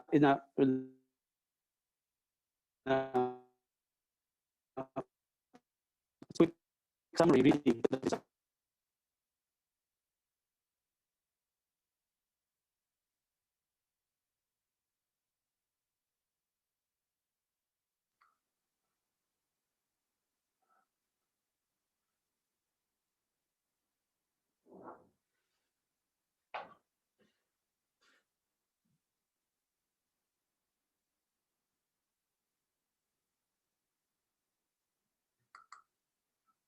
So I think we might have lost Hossein, but I'll just wrap us real quick by saying thank you so much to everyone for joining us for this break. If you have more questions about the work we're doing on the Internet way of networking and on new IP, please put your questions in the chat, and Hossein and I will follow up there. And with that, I hand it back to you, Nancy. Thank you. Thanks so much, Katie and Hossein. Hopefully we get you back pretty soon. So welcome back, everyone. It's time to get comfortable for our next panel. To say that COVID-19 has changed pretty much everything seems like the understatement of the century. But there are things that shouldn't change just because of COVID, are there? Law enforcement agencies are increasingly asking for backdoor access to encrypted information. But how do we balance protecting the digital security of citizens with their privacy? I welcome the moderator for this session, Hossein Badran, who is Director, Internet Growth and Trust at the Internet Society. Hossein has been a member of the Arab IGF Steering Committee for the past decade and is chair of the program committee for the Canadian IGF as well. Hossein, over to you. It seems like we may have some technical difficulties with getting Hossein back on, so we'll hope for the best. We have a great crew in the back, many of them, and hopefully they're going to get them all connected back up again and ready to introduce his panel.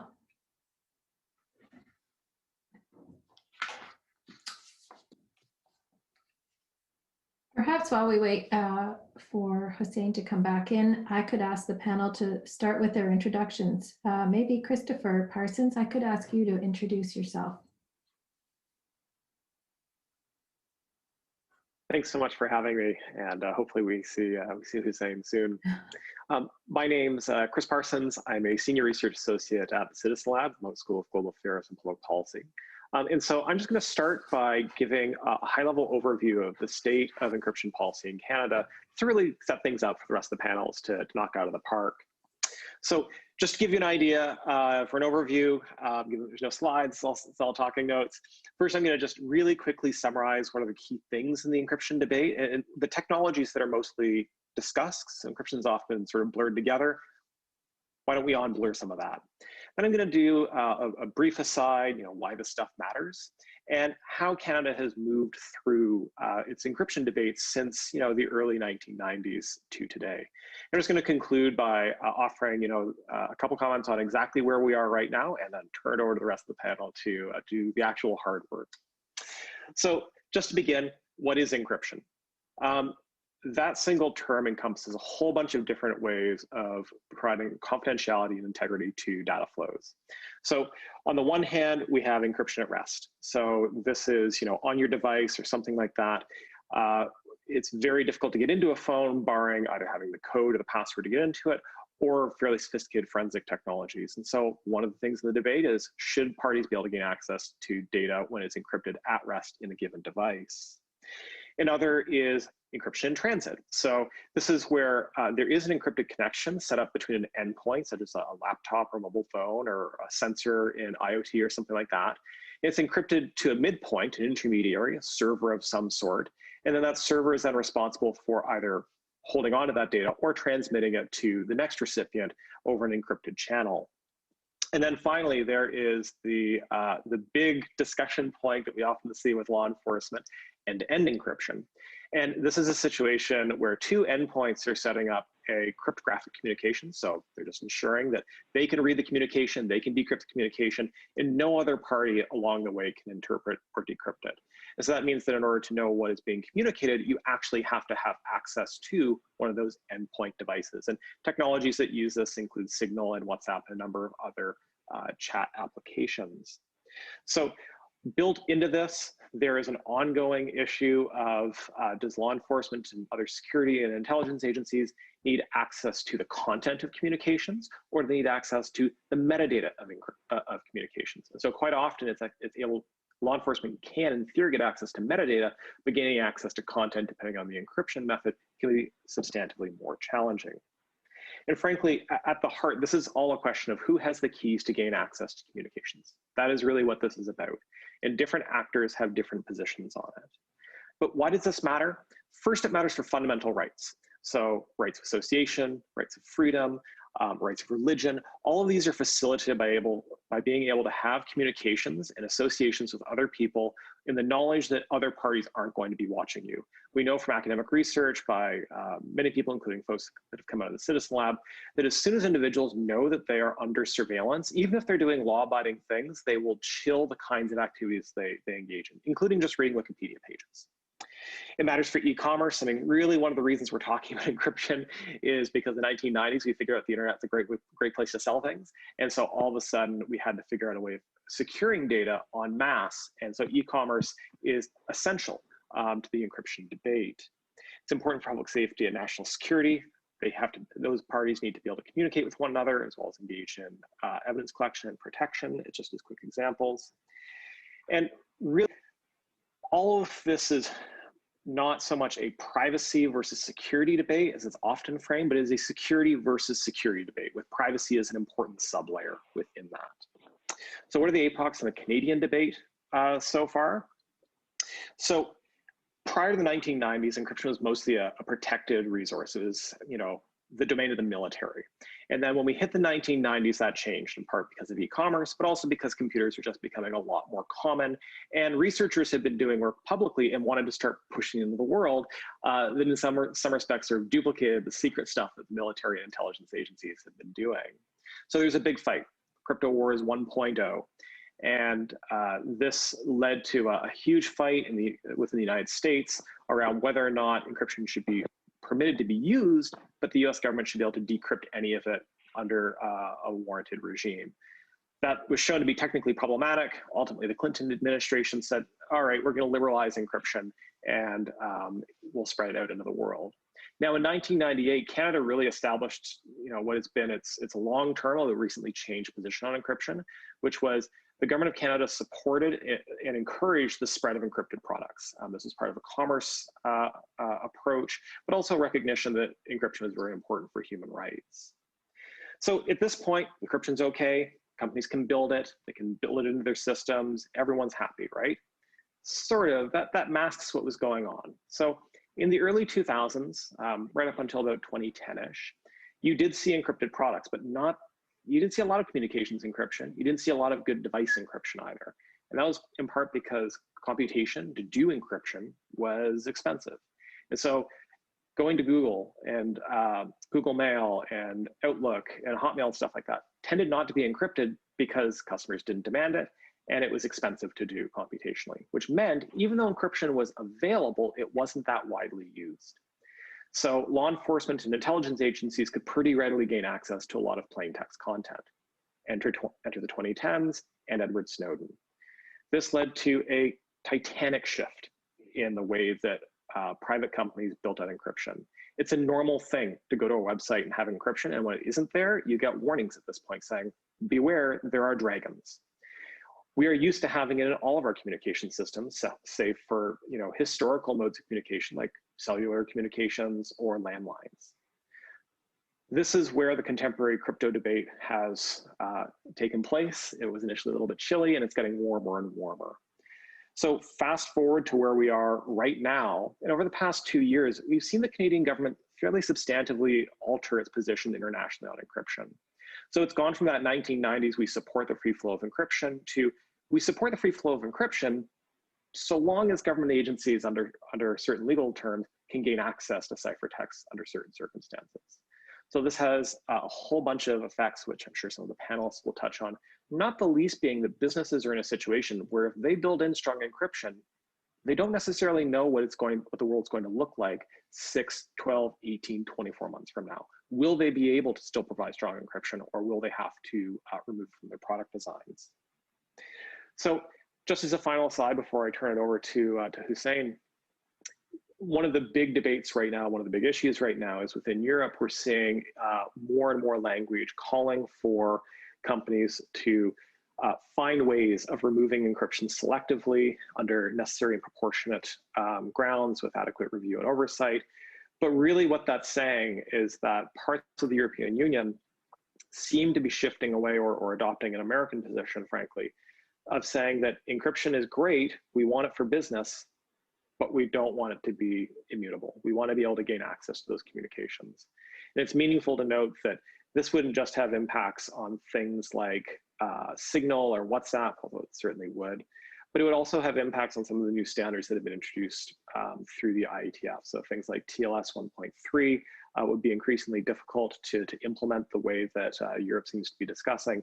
And so all of the effort and work that's been made so far on things like perfect forward secrecy, end-to-end encryption, strong device encryption, that's really increasingly becoming a pressure point, both at home in Canada, in the United States, and with the rest of our close military and intelligence allies, but also in Europe at large. We have yet to see where that will go. It's at the earlier stages, but that's definitely one of the things that is being monitored both in Canada and around the world. And with that, hopefully speedy overview, I'll turn it over to you, Hussein.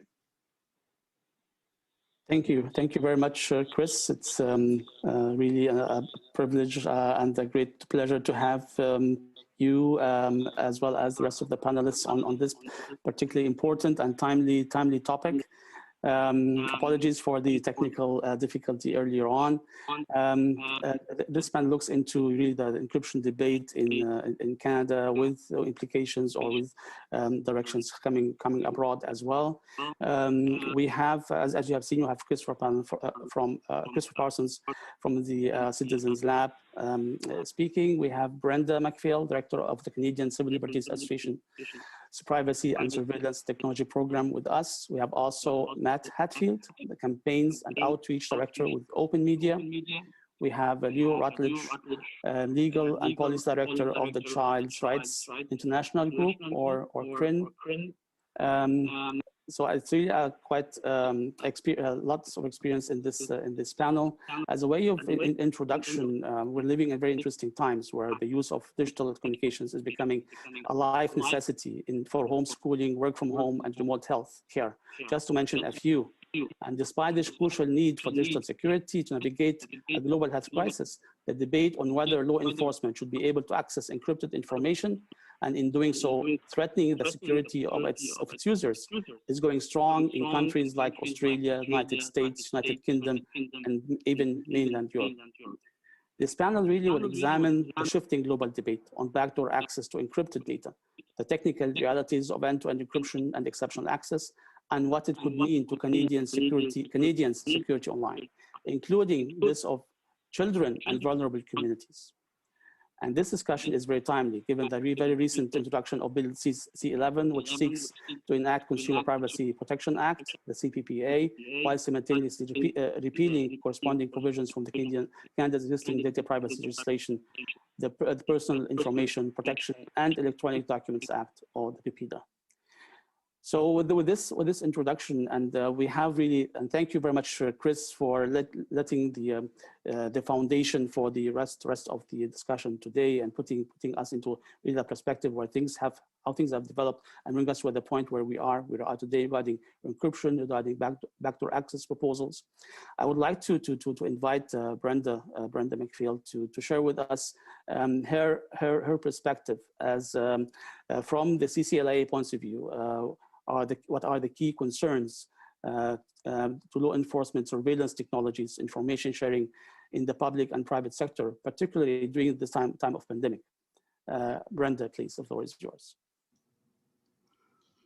Thank you, Hussein, and thanks for inviting me to this panel. I really appreciate the opportunity to represent CCLA here today.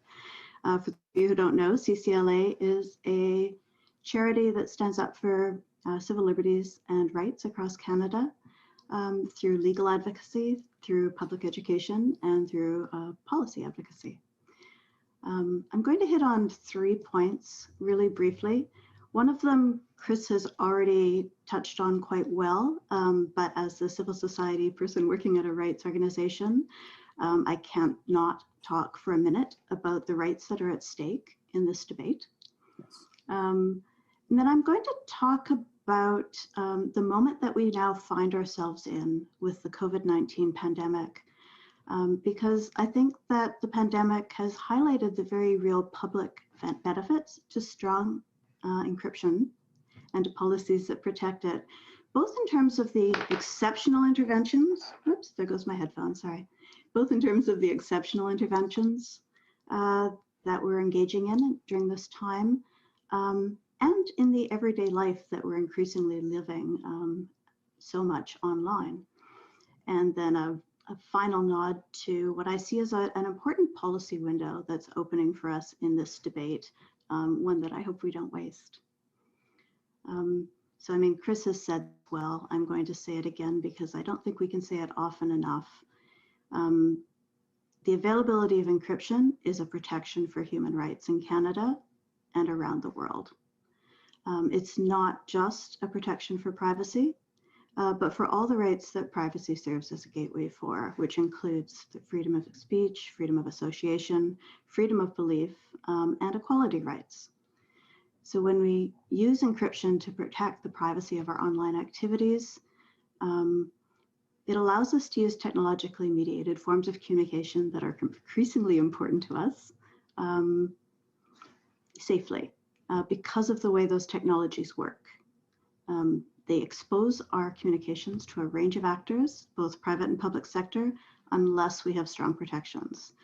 So it's an important point. Chris has mentioned it, I want to emphasize it. The way the technology works exposes us unless we take steps to protect ourselves. At the same time, privacy in the North American context is the easiest target in terms of a right to erode, in part because we're increasingly being acculturated to see it as something we can trade away for convenience in the online world, or in the case of the encryption debate more broadly, trade it away for a conception of public safety that prioritizes law enforcement access over technical security for all of the rest of human activities that take place online. At a previous panel on this topic, our colleague Chris Prince from the Office of the Privacy Commissioner of Canada raised a point that I think is really important here when it comes to rights, and that is encryption issues are often cast as a problem for the rule of law. And that's very inapt. Essentially what the encryption debate is a manifestation about how the reach of law has become more complicated in a modern world. But it remains fundamental to principles of both Canadian law, civil law, common law, international law, that police powers need to comply or comport with civil and political rights, which includes privacy of communications and all of those other rights that I listed off, and Chris has as well: the exercise of free speech, freedom of assembly, right to dissent, freedom of protest. So I really want to make the point that a universal pillar that frames and forms the rule of law is actually upheld by encryption, not weakened by it. And that's an important part of any conversation around law enforcement access to communications. When we think about encryption in the times of COVID, there are sort of two pillars that we can look at. We can look at the sort of exceptional purpose-developed tools that we're looking at, which would include contact tracing apps. And of course, there is a huge amount of debate around that. And things like immunity certificates. What's important for this debate is that in both, in particular, let's focus on the contact tracing first. In that conversation, in Canada specifically, it was widely recognized that there was not going to be uptake, that people were not going to trust an application made by government that was going to engage in even a limited form of tracking of our interactions with other humans, unless it was deeply privacy protective. And it was, in part, promises of strong encryption that were part of the package by which such an app can be made appropriately privacy protective to facilitate public trust and encourage its use. So it's interesting, not from the technical perspective, but from a social perspective, the way that encryption and anonymity are being pitched during the pandemic as essentially part of a PR effort to encourage buy-in and uptake of this kind of tool. So from dirty words in a law enforcement context, all of a sudden they become magic words in a health context. If we look at something like an immunity certificate, which is essentially the idea that we might carry some sort of digital device eventually to certify that we are either immune, have been tested recently, or have been vaccinated for COVID as a way to facilitate economic reintegration. And again, encryption is a way to protect the data on those devices and the flows of data between our own devices and official devices that would do the verification. This also raises an issue that's important from a civil liberties perspective, which is that the best encryption in the world still can't protect us against the significant social consequences of creating categories of humans who are safe or unsafe, as indicated by some sort of digital tool. But the fundamental privacy built in via encryption would be a necessity if an insufficient protection in that kind of activity. And then, of course, we're all working from home. So we have a moment where, as so many of us are understanding that our ability to talk to others, whether it's in a professional capacity or a personal capacity, whether it's our capacity to go to school as students or have our children engage in safe school, I think members of the public, certainly from comments we get at CCLA, are increasingly realizing the sensitivity of their communications and the necessity for their daily lives to have a layer of protection. And understanding that along with the acceleration towards living digital lives, which has been hastened during the pandemic, is also an understanding of what the preconditions are to make those lives safer, which includes encryption.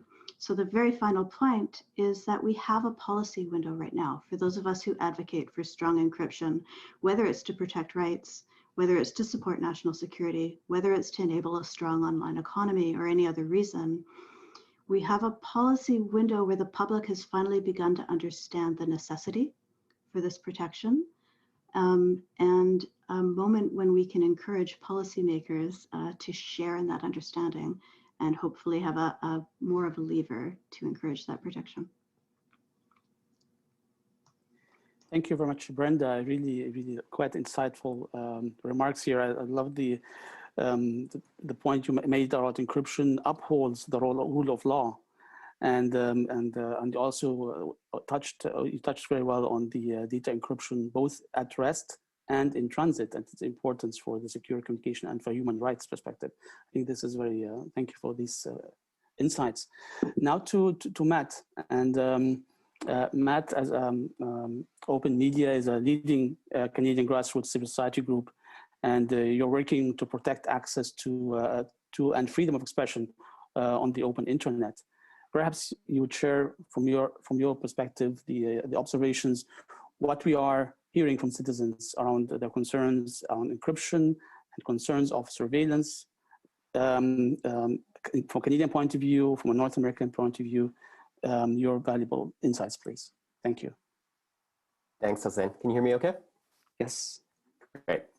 Right, so as you mentioned, I'm the campaigns director at Open Media, and we're a community-driven organization with over 300,000 supporters in Canada and the US, and we really focus on internet rights issues, trying to make the internet more accessible, open, and surveillance-free. And we're not here as technical experts. We're really here to share a bit about how ordinary people in Canada, in our community, are thinking about this issue. So for us, from the perspective of ordinary Canadians, encryption has been a really high priority issue for year after year of our work. And although the types of encryption that are being used and the ways it's being attacked have evolved over the years, I don't think from a technical or policy perspective, a lot has changed in the last 20 years about why encryption is so important. It's really kind of a similar discussion to what it was in the 90s and in 2000s. And in fact, it's just more important each year because so much more of our lives are online now than they were in 2000, especially, of course, since the pandemic. And we're doing our virtual IGF just like this. Defending encryption has been a key part of our work from our early years, and more important and more popular than ever right now. So the Canadian federal government quite recently put out a statement with the other Five Eyes countries in which they suggested that they wanted to undo strong encryption. We did a petition campaign around that, and it's been one of our most popular petitions this year. And fundamentally, what I think lands most with people is that they want to see a similar balance in how their rights are defended online as they are used to seeing offline. In terms of what that looks like no one thinks we should be installing microphones in every home in Canada that the police can flip on if they think that there's a reason to. I'm sure that would catch some crimes if we did, but people recognize that there's a disproportionate amount of power that would be granted over way too many people in that case. And it would be almost impossible to keep it from being abused some of the time, either by police or by others who got access to that kind of a system. So that doesn't mean that we forbid people as a society to, or forbid the police to surveil people in every situation. But we do build a lot of friction into that process so that it's not costless for the police to start surveilling a person. And if you don't build that friction in, that's where you will inevitably see some abuse, either by the government officially or by individuals who have access to that system. When it comes to online spaces, I think there's actually a lot of different areas in which we're seeing problems caused by too little friction in how information moves around online right now. It's a huge problem for misinformation, where misinformation moves a lot faster than accurate fact-checked reporting. And it's a more general problem where when bad things happen on the internet, low friction means they can mushroom in size, scale, and damage much faster than we're able to deal with it as a society. I thought that was an interesting point that Brenda just made when she spoke about the reach of law and how that's becoming more complicated in how it applies to us.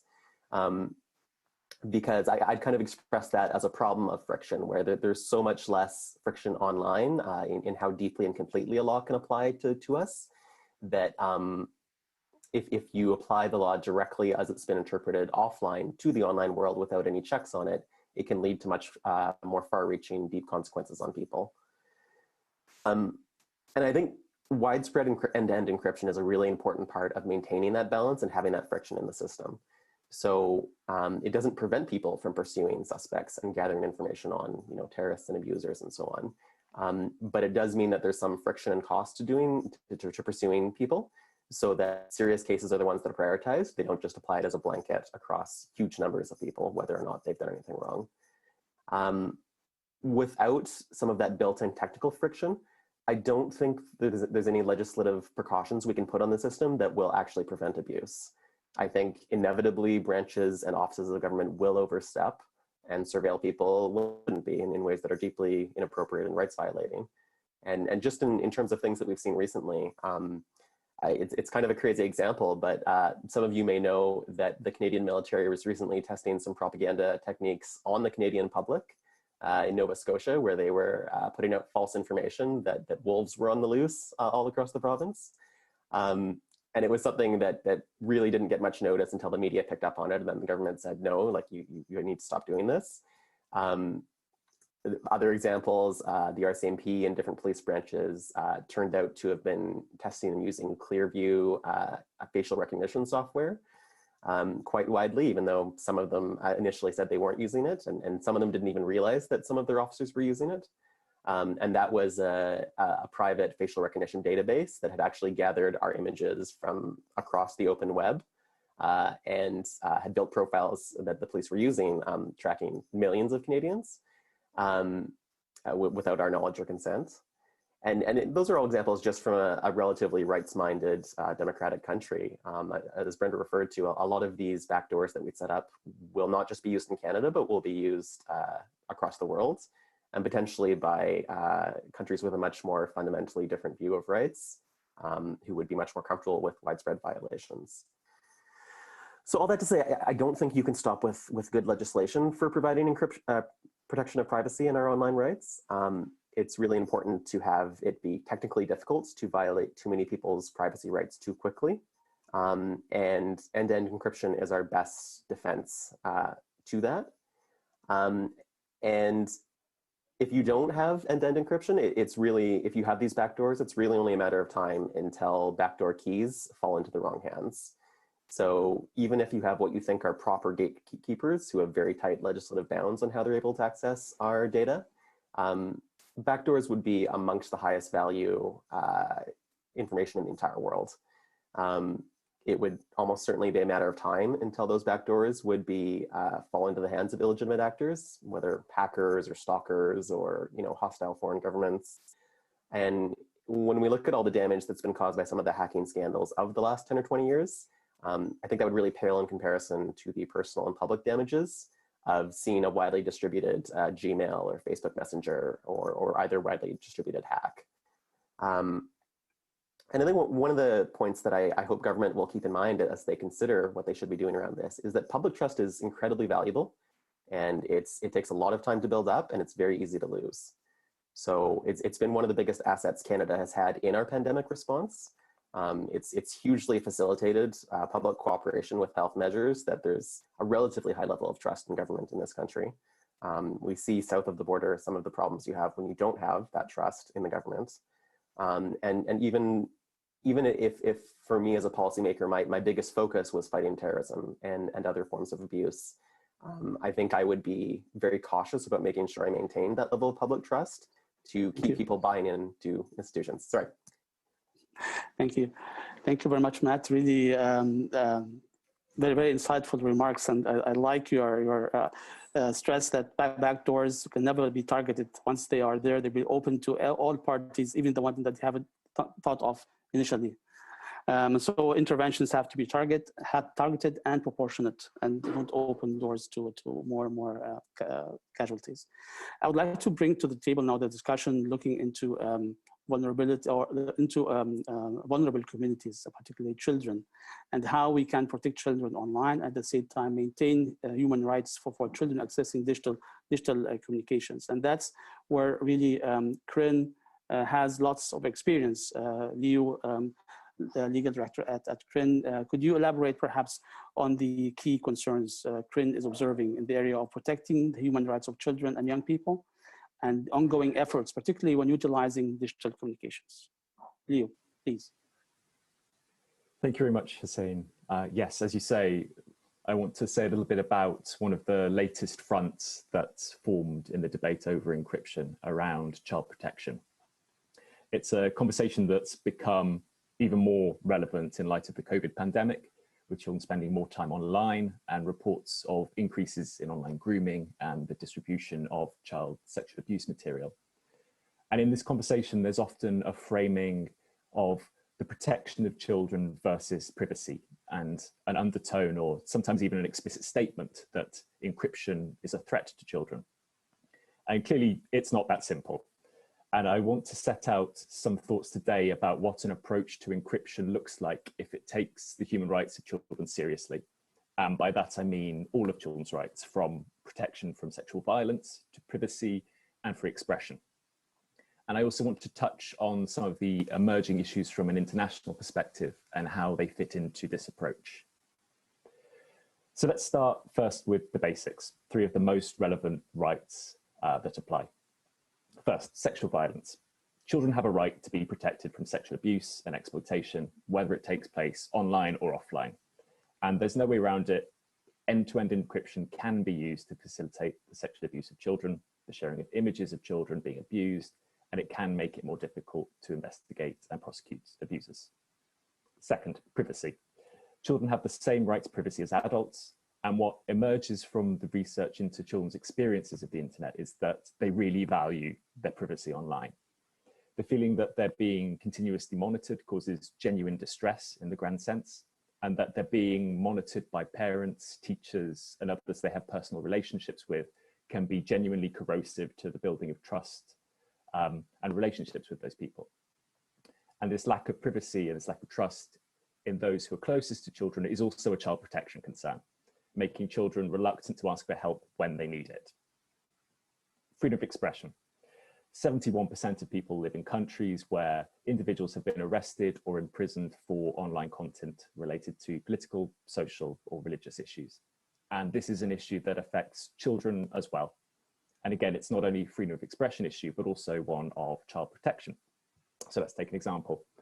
Across parts of the Middle East, Facebook is often used as a favorite tool of children and young people to organize protests.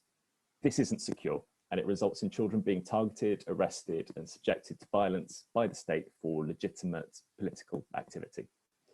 So as we can see, it can't simply be a question of child protection versus privacy and free expression, because privacy and free expression have a child protection element to them.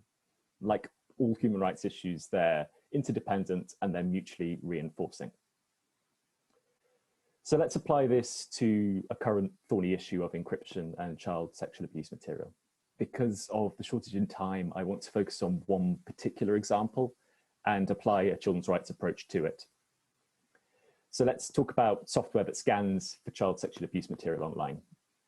These measures would be unable to scan material that is encrypted, but they can be used to scan when an image is uploaded before encryption and sending.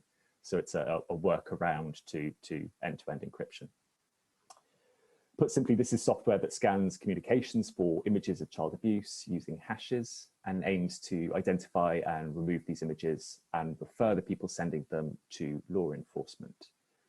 Based on the evidence that we have, these tools are leading to the removal of large numbers of images of children being abused, but there is very limited data in the public domain demonstrating that it's actually leading to a prosecution of abusers on a large scale. So let's apply a children's rights approach to these kinds of measures.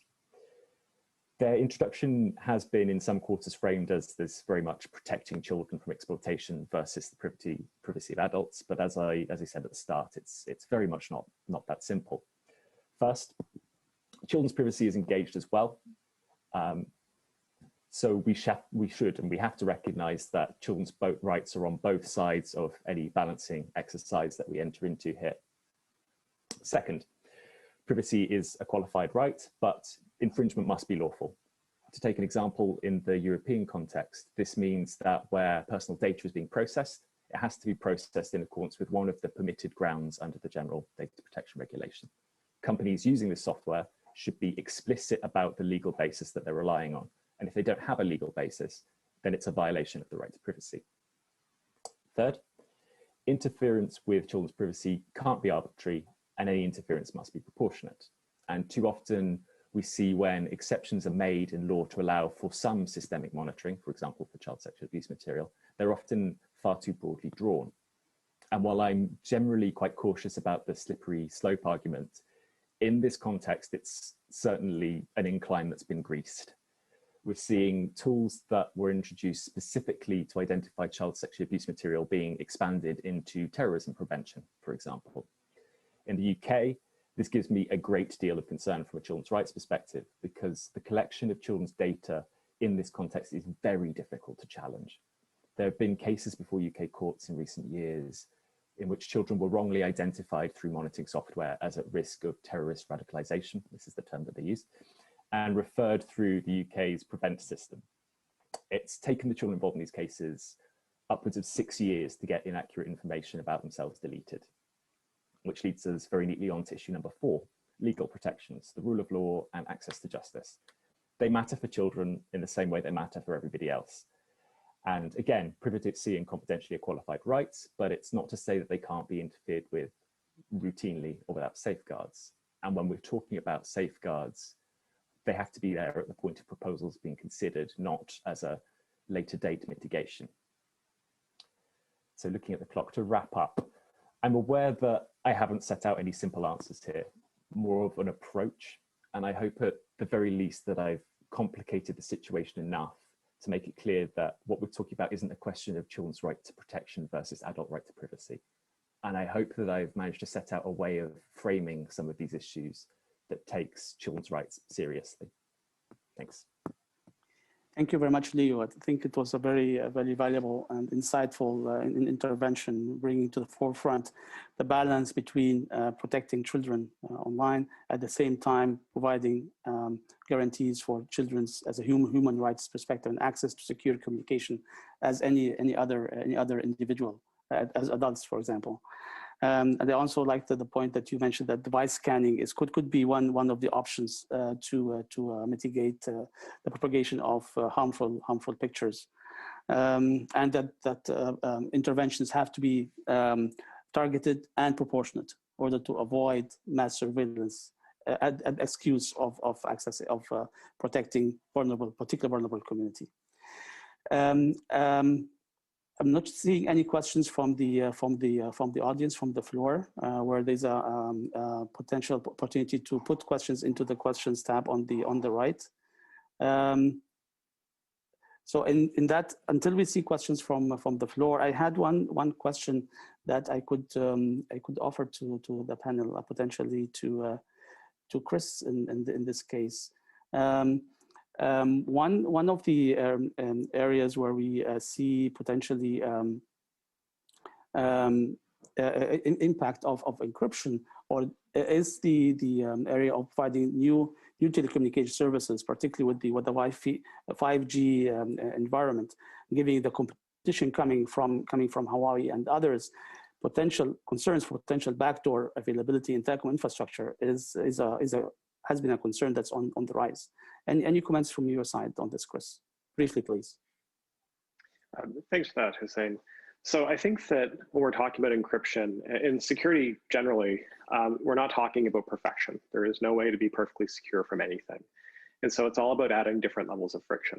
And so whether we're talking about Huawei devices, which, you know, there's been lots written about publicly and talked about the security and the security properties of that company's devices, or frankly, Ericsson or Nokia's or anyone else's. End-to-end encryption provides one of many ways to ensure that when an appliance or when a piece of hardware is compromised, that the communications that are transiting between the two endpoints can be made, and the confidentiality properties of that communication can be maintained, and the integrity of that can be maintained. It's just worth noting that when we're talking about, you know, devices writ large, the NSA, God bless them, have gone through and done assessments of the devices that are, you know, that will be sold and used in Canada by any number of vendors. And they're not all Huawei. You know, there's Ericsson and anyone else has law enforcement features. And those are built-in backdoors to facilitate wiretaps.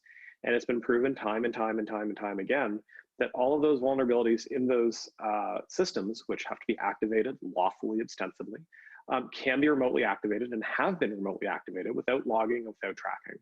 And so encryption is one of the many ways that we have to ensure that, you know, when bad actors are monitoring communications, we can prevent some of the damage from that.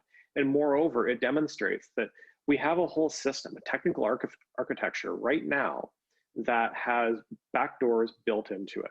And we have showcased in public source environments that it is vulnerable and susceptible today. There's no reason whatsoever to believe that baking vulnerabilities into encryption won't have the same problem. Does that mean it manifests day one? Nah, not necessarily. Year 1, year 2, year 5, we're definitely gonna have a problem by then for sure. Thank you, Chris. Thank you very much. I would like to offer the Brenda and Matt and Leo a few seconds of final thoughts before we wrap up, please. Brenda, any final thoughts? I would just reiterate, I think that we are at an important crossroads.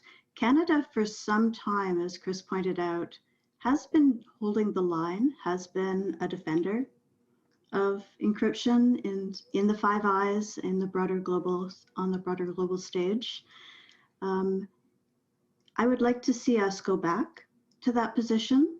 And so I think that there's a moment for sort of public education and civil society and technical advocacy around encouraging our government to understand that, particularly in these times, in this moment when life has moved online, undermining the fundamental protections that allow us to do that safely and securely is a really bad idea.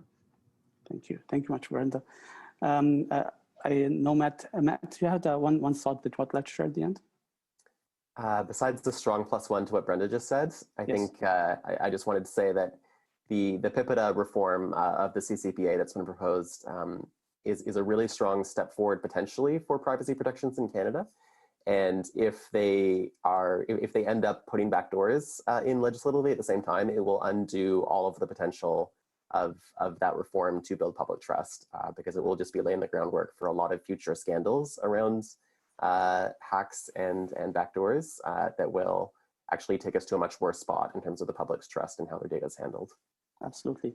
Maybe this is a very important point for us to work on, make sure that as much as possible these backdoors are not introduced. I would like to point out that there is a global encryption coalition put in place by civil societies and led by the Internet Society, as well as the Global Partners Digital and the Center for Democracy and Technology. And it's open for civil societies, for technical experts, to join and promote strong end-to-end encryption. Basically, what we have been discussing here today, you can go to globalencryption.org and just fill up a form to see the mandate, and if you like it, you can join the global coalition. Leo, one final thought before I close? Sure. On a slightly different note, perhaps, I think my final thought would be that too often the children's community has seemed like it's at odds with the privacy community. And I don't think that there's anything necessary about that. And I think that the more we create spaces where we can understand each other, the more we'll find that there's actually a lot that we have in common. Thank you very much, Leo. Really very important point to the close. Thank you much to the panelists and really for being with us, sharing your experience, and thank you for the participants listening to us, and apologies for technical problems at the beginning. Back to you, Nancy. Thank you very much.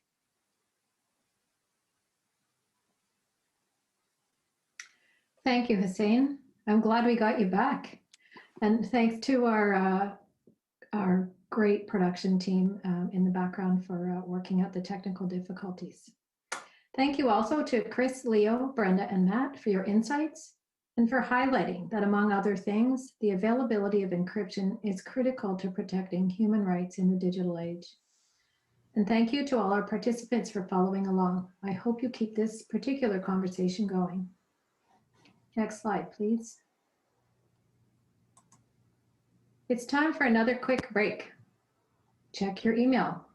Maybe check on your kids' virtual homeschooling if you have little ones at home. Make sure you stretch and take a few steps around the room. But again, don't go too far. Here's a word from our sponsor, ICANN. Adiel Ekplogan will be telling us about the importance of encryption for the internet ecosystem. Over to you, Adiel.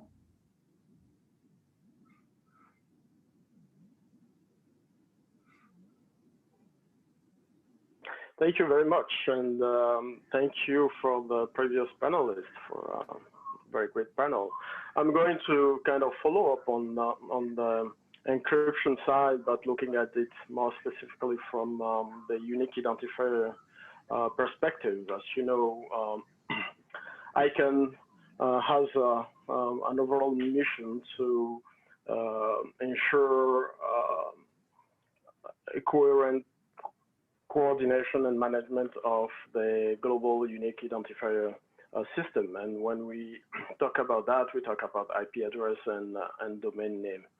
So we'll look into that a little bit, and because this is just during the break, we'll make it very light so we can have some interaction. So to start with, I'm Vice President for Technical Engagement at ICANN. And our main goal there is to promote best practices around a secure, reliable, and scalable DNS globally. So when it comes to those unique identifier, IP addresses and domain name in general, encryption happen at some protocol level there as well. And we will be looking or talking more specifically today about using of cryptography at the DNS level, and also at some level of IP address and routing in general. From the routing side, I can play, of course, a role of monitoring what is happening in that area, but it is important to highlight the fact that these are directly led by the regional Internet Registry, who have the responsibility of managing and distributing IP address at the regional level. So the DNS is one of the underlying protocol of how the Internet works today. Everything we do online at some point goes first and before anything through the DNS. But the DNS was designed originally with openness and distribution in mind, with a little bit not secure or protection of the data that is transferred, trusting, of course, the infrastructure to work by itself. But over the time, there was the need to kind of add a layer of authentication to make sure that when a DNS query is sent, the information that a device receives is exactly what the server is sending, because in between somebody can meddle with the information, change the information, and send users to the wrong information side. So the DNSSEC, which is the secure layer to the DNS we know in general, was introduced to allow servers using a digital signature based on cryptography to sign all information that they send back. So you request an information A, the server will check, will send you back the information, but will sign it and say, yes, I have the authority to give you this response, and the response I'm giving you is coming from me, and I have the right to do that. So the recipient will check the signature all the way through and see and ascertain that, okay, yeah, the information I'm processing now is coming from a server that has the authority to do that. And that server itself got that authority for its parent, etc. So that adds a layer of security and assurance of what we will be consuming online. And it's something that happened at the background that customers are not really involved in. But it's important to note that doesn't mean that the information that you will consume after the DNS is encrypted, or even the information that is sent to you by your DNS is encrypted in any way. It just adds the authentication, ensuring that, yes, it has the authority to do that. And that has been, an evolution of the DNS over almost 20 years now, and it's something that we, from ICANN perspective, has been promoting and encouraging operators to implement at a different level. But recently, there has been also an evolution of the DNS to add encryption at the information level as well. You may have heard about the DNS over TLS or DNS over HTTPS, which is a new evolution of the DNS, which allows us to encrypt requests we send from our devices to what we call the resolver, which is the first stopping point of any DNS query. The DOH and DOT have been standardized very recently.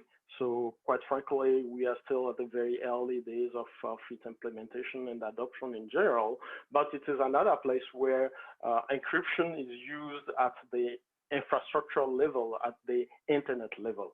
And this is also very interesting. When we talk about security, we talk about encryption. Encryption on the internet and encryption off the internet, for me, has two different meanings. We have the encryption at the level of the infrastructure itself, at the level of how the protocol works, and we have probably encryption at the level of the content side, the platform side, which are two different approaches. So DOT and DOH at encryption at the level of the protocol using TLS, which is an encryption methodology, or embedding DNS query into HTTP using our browser and so on. It's transparent again to end user, but it is another use of encryption to secure or protect information that is be sent online. At the IP address level, of course, there is also use of cryptography through public key infrastructure, which is done through RPKI. And as I mentioned, the Regional Internet Registry have been very active promoting and deploying RPKI and working with ISP globally to ensure that they use it. So what does RPKI bring into at that level? Again, it doesn't encrypt the content, but it provides a way to anyone announcing, an IP address prefix online to authenticate them through a signed certificate issued by the area to say, yes, I have the authority to announce this specific IP address online for, routing traffic to and from my network. So it prevents what we call hijacking, somebody to use an IP address that is not assigned to him for malicious reason or by error. The RPKI infrastructure allow to ascertain that somebody or a network specifically has the rights to announce a routing prefix and has the right to receive and send traffic generally. So those are some aspects of encryption at the protocol level, at the infrastructural level that we follow at ICANN from different perspectives. You may know that over the past years, ICANN has been very actively involved in supporting CCTL in general, in deploying DNSSEC, making sure that they have it embedded in the way they operate the DNS at their level. It is something that generic top level domain manager has in their contractual compliance as well. They have to provide that level of security for the DNS. So ICANN has been doing a lot of training, capacity building, and awareness campaign around the DNS over several years now. And this is evolving and helping, in fact, to add the security layer that we have been talking about. Besides that, ICANN has a research arm as well that has started monitoring how those security features are being deployed globally. What is the impact that they have or may have on the security and the stability of the internet in general? For DOT and DOH, for instance, one of the questions that were raised is the risk that it will bring a concentration, for instance, to the resolver market. And we have been monitoring this and measuring how that's impacting the ecosystem. We haven't seen a big change over the past 12 months, but it's something that we continue monitoring. even though we are not involved in the active operation of that, the role of ensuring the global security and stability require to monitor and raise any alarm or any flag when and where we see it. So globally, that is where I can get involved when talking about encryption, but specifically at the infrastructure level. We'll be happy to have interaction with those who stay during the break to talk about this on your perspective and question you may want to ask related to that. Thank you.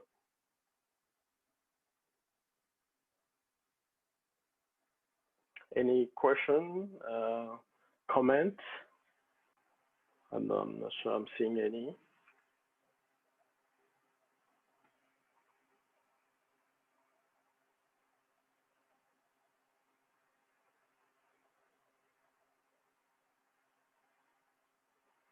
Oh, I see a few questions. What is ICANN doing for web accessibility? That's a good question, and in fact, again, to bring the scope of ICANN mission, ICANN mission is more at the infrastructure level, at the DNS level, the domain name and unique identifier. The accessibility, I guess, we're talking more on the content side. Of course, to allow more and more participation to ICANN process, including policy development, etc., accessibility is key, and it's something that, from ICANN organization perspective, is something that is being worked on. But from the infrastructural level, we don't have, ICANN does not have a very specific policy or position on that, because accessibility at the infrastructural level of the is a bit different. So that is something that is more looked into from the content perspective, and for participation from the multi-stakeholder perspective. Sorry. So not much I can say about that in the context of this specific presentation. The second question is, what is your thought on the threat of quantum computing ability to break all today's approach to encryption? Of course, it's an evolution from the technology perspective, but I'm confident that the different bodies that are working on standardizing the protocol that underline the internet and looking at the security aspect are also working to follow what is happening from the quantum computing perspective. And I have no doubt that by the time we will get to a point where quantum computing will become a reality, a lot of the protocol and a lot of the things that we do today will evolve to catch up with that, including encryption at the infrastructure level. So we are looking at that, we are monitoring, and I think many other standard organizations are monitoring what is happening in that field and are getting ready to adjust what we know today to that. So I have no fear that it will break the internet we know today in the way that will be damageable to us. In contrary, I think it will provide a technology that will help the whole infrastructure to be probably more secure, to be faster, and add some new functionality to reach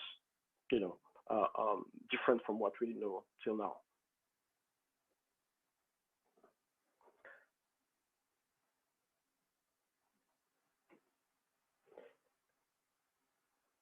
Good. I'm not seeing any other question. If there is no more, I think we are getting close to the time to go back to the session. I would like to thank you all for following this, and see you all in the main plenary session. Thank you.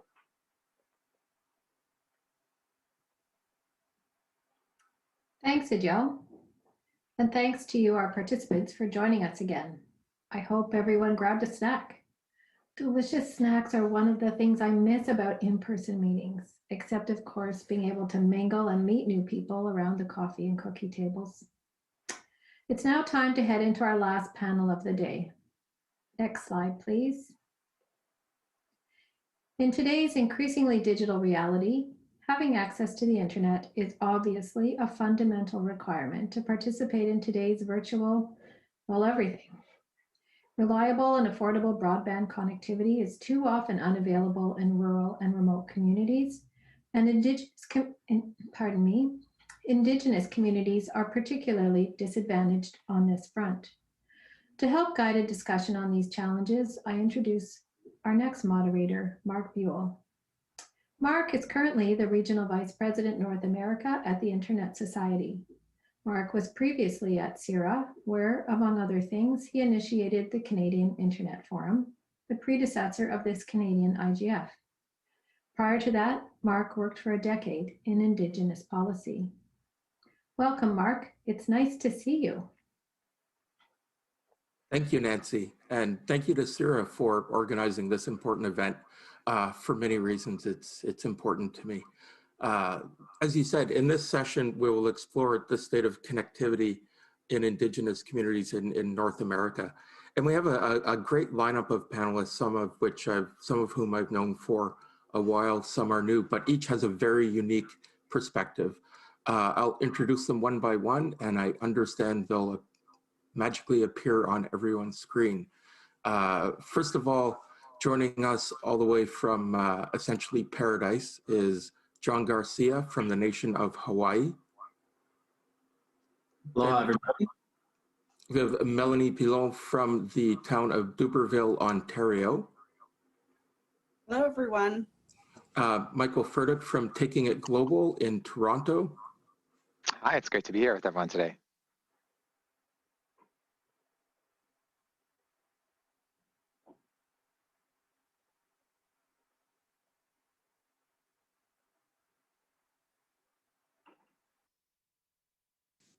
Good afternoon, everybody.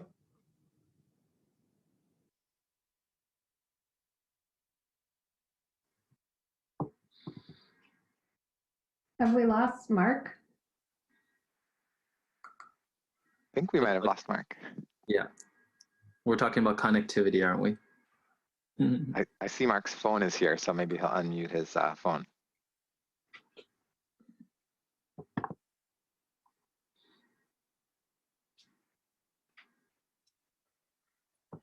All right, so Michael, are you able to sort of kick off the discussion? You must have had some discussions previously with Mark, and maybe you could kickstart the panel discussion while we wait for the technical difficulties to be worked out for Mark to join us again. Sure. I know that we were going to start by just giving a 2-minute overview of the work that each of our organizations do. So if that works, maybe I'll start with mine. If you don't mind putting up our the slides I had, or the PDF.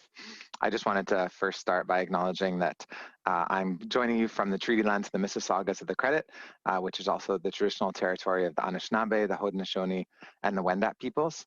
And the first image I have here is actually a website we worked on with our partners at the Canadian Roots Exchange and Bold Realities. It's an app called Whose Land, or www.whose.land.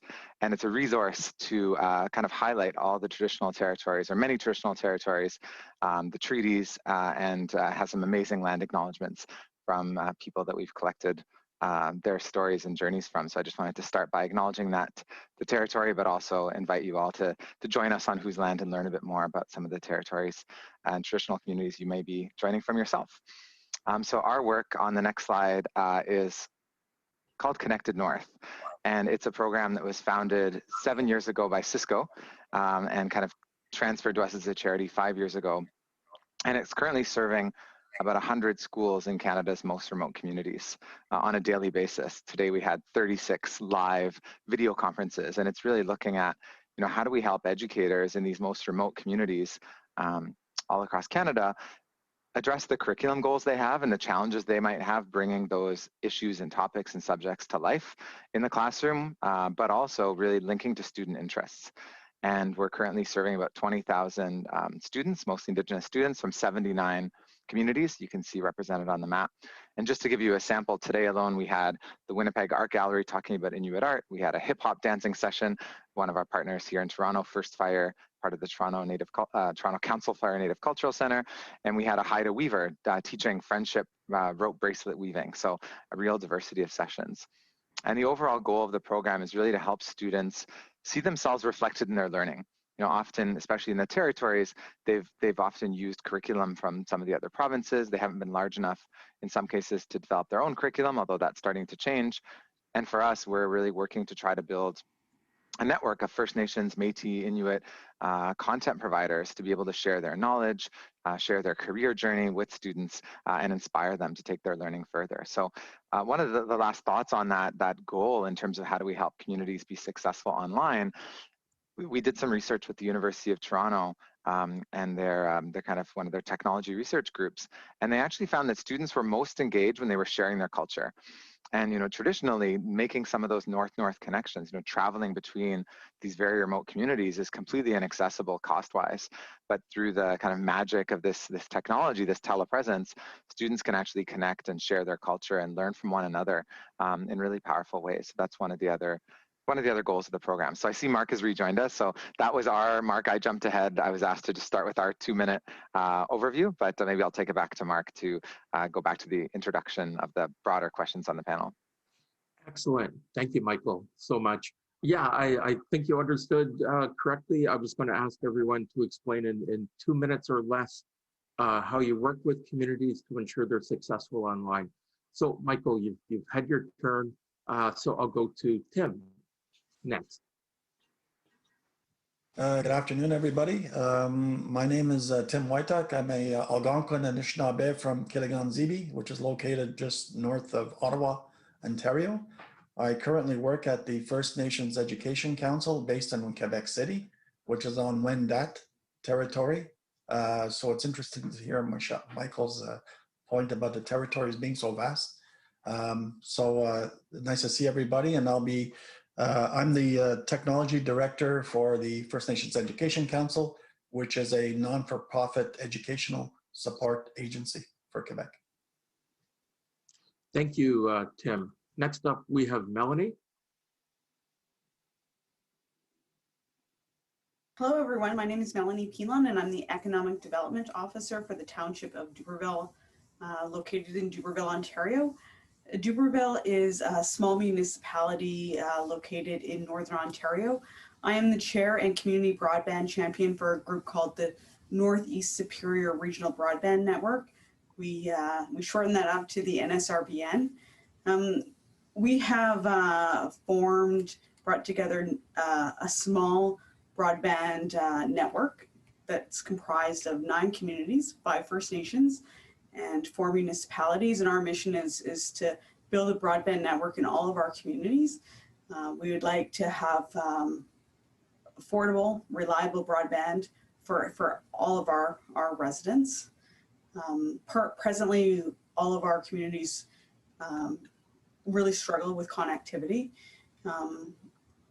We have approximately 8,000, our population is about 8,000 people across our region. And our region is about the size of PEI, so we're quite spread across Northern Ontario. So we really struggle with attracting a traditional ISP, internet service provider, to come in and service our region, as a traditional business model doesn't quite work when you have that kind of population base spread out across such a large, vast area. So thank you very much. Very happy to be here. Thank you, Melanie. And finally, John. Aloha mai kako, everybody. My name is John Kealoha Garcia. I'm an executive advisor at the Nation of Hawaii. I'm calling in today from the Ahupua'a of Palolo on the island of Oahu. And I work with an organization called the Nation of Hawaii, like I said, and our mission at the Nation of Hawaii is to restore, maintain, and preserve the sophisticated religion, language, and culture of the Native Hawaiian people, who prior to the overthrow lived in a highly organized, self-sufficient, subsistent social system that was based on communal land tenure. And so for the past 25 years, we've been preserving the identity of the Hawaiian National. And a big part of that preservation has been our community broadband project at Pu'uhonua Waimanalo. And so I'll be talking a little about that and about my involvement and the capacity in which we've grown as far as connectivity goes from limited to the pathway towards independence. So mahalo for having me. Thanks, John. So Tim, my first question is for you.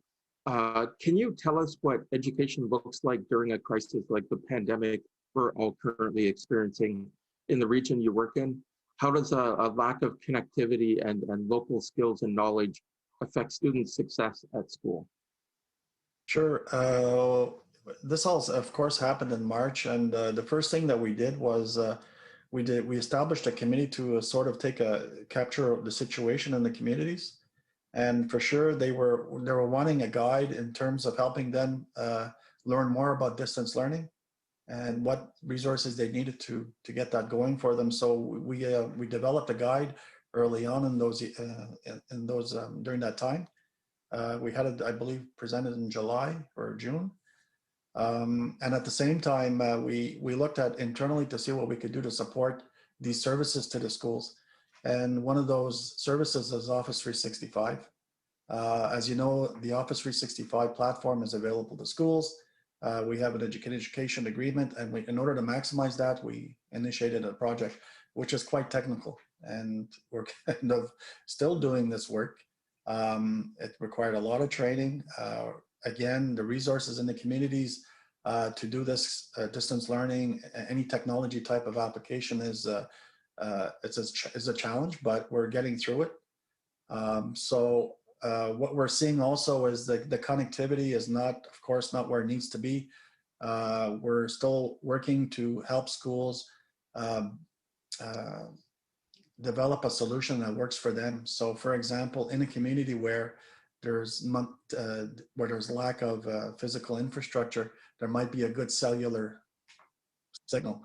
So, okay, here we go. We have an iPad deployment that could do that type of a distance learning application, be it Google for Education or Teams or what have you.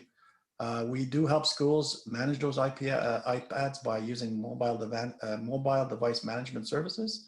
So we're doing our best to support schools where there's a lack of technical support as well. So there's all various levels of challenges that we're trying to deal with. In terms of the connectivity, our organization is a non-profit educational-based organization supporting jurisdiction and education for our communities. However, we've taken on the technology mandate as well for certain aspects of connectivity. For example, public sector connectivity in these communities. We support a total of 22 communities in Quebec. So we've done nearly as many as local installation of fiber networks in these communities for public sector. So we wanted to make sure that all the schools were connected fiber, right? And they had the adequate connectivity. However, in the residence, this is where we're seeing, of course, now everybody's at home learning from home. So there's a big gap in these services, and we're trying to understand more of what the needs are. We have a pretty good picture of what we need to do. It's just now, what's our strategy to bring this forward? Is it going to be us? This is a new role for us, right? We're not equipped to run this kind of business. However, we can, but this is a completely new mandate for us in a sense. So speaking about this is where we're at. I know there's a lot of things I could talk more about, but I'll stop it for now, Mark. Great, thanks, Tim. So, Melanie, in 2018, your municipality undertook an ambitious project to build a broadband network. Can you talk about why this decision was taken and give some examples of what challenges and opportunities you faced in the process? Certainly, Mark. So the decision was very easy for us. You know, it's often said that necessity is the mother of innovation. You know, that was certainly you know, the catalyst to taking on this project and leading it for the region. Dubreuilville had, out of our 9 communities, Dubreuilville had by far the worst connectivity in the region. Our network was at max capacity. If somebody moved into the region, They were you couldn't even get an account with any of the major ISPs. So we took it on. Basically, the short answer is we took it on because we had to take it on. And we knew that our neighbors were also in a similar position.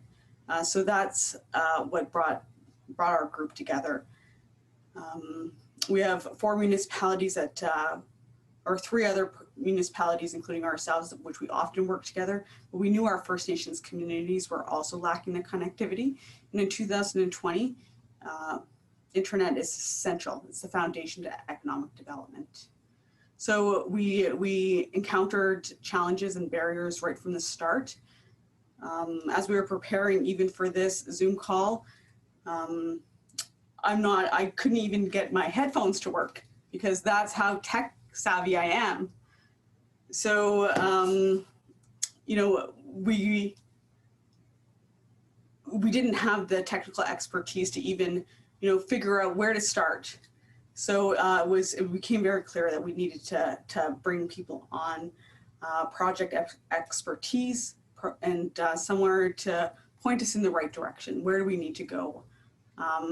So we were very lucky to be able to bring on a project manager very, very early on. And we set up our project in 4 manageable phases. And that's, you know, that gave us the opportunity to kind of eat an elephant in bite-sized chunks, if you will. Funding is a huge barrier and continues to be. Building a broadband network in 9 rural communities is expensive. So that's still a big challenge. Different jurisdictional issues.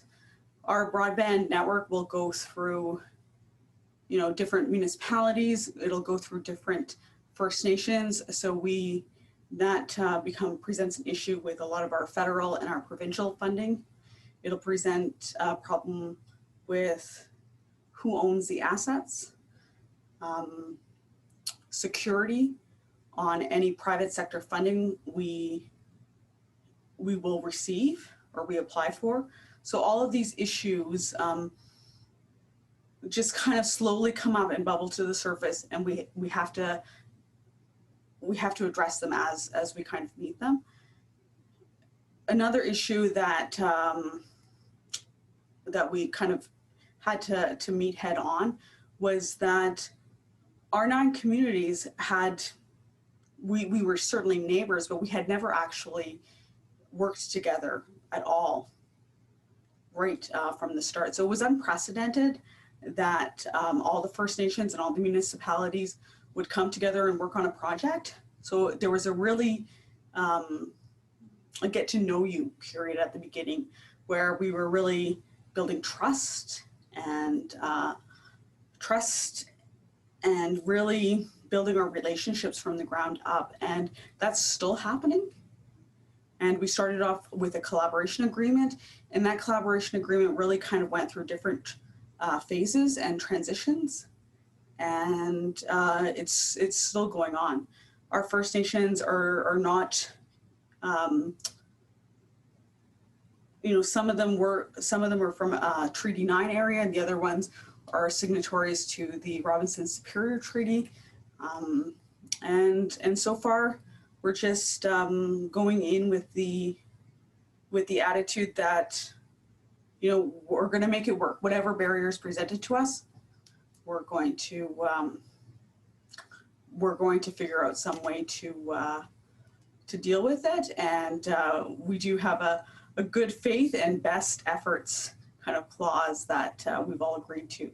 So because this is too important for all of our communities, it's something that we all need. So yeah, so I'll leave it there, Mark, but hopefully that answered your question.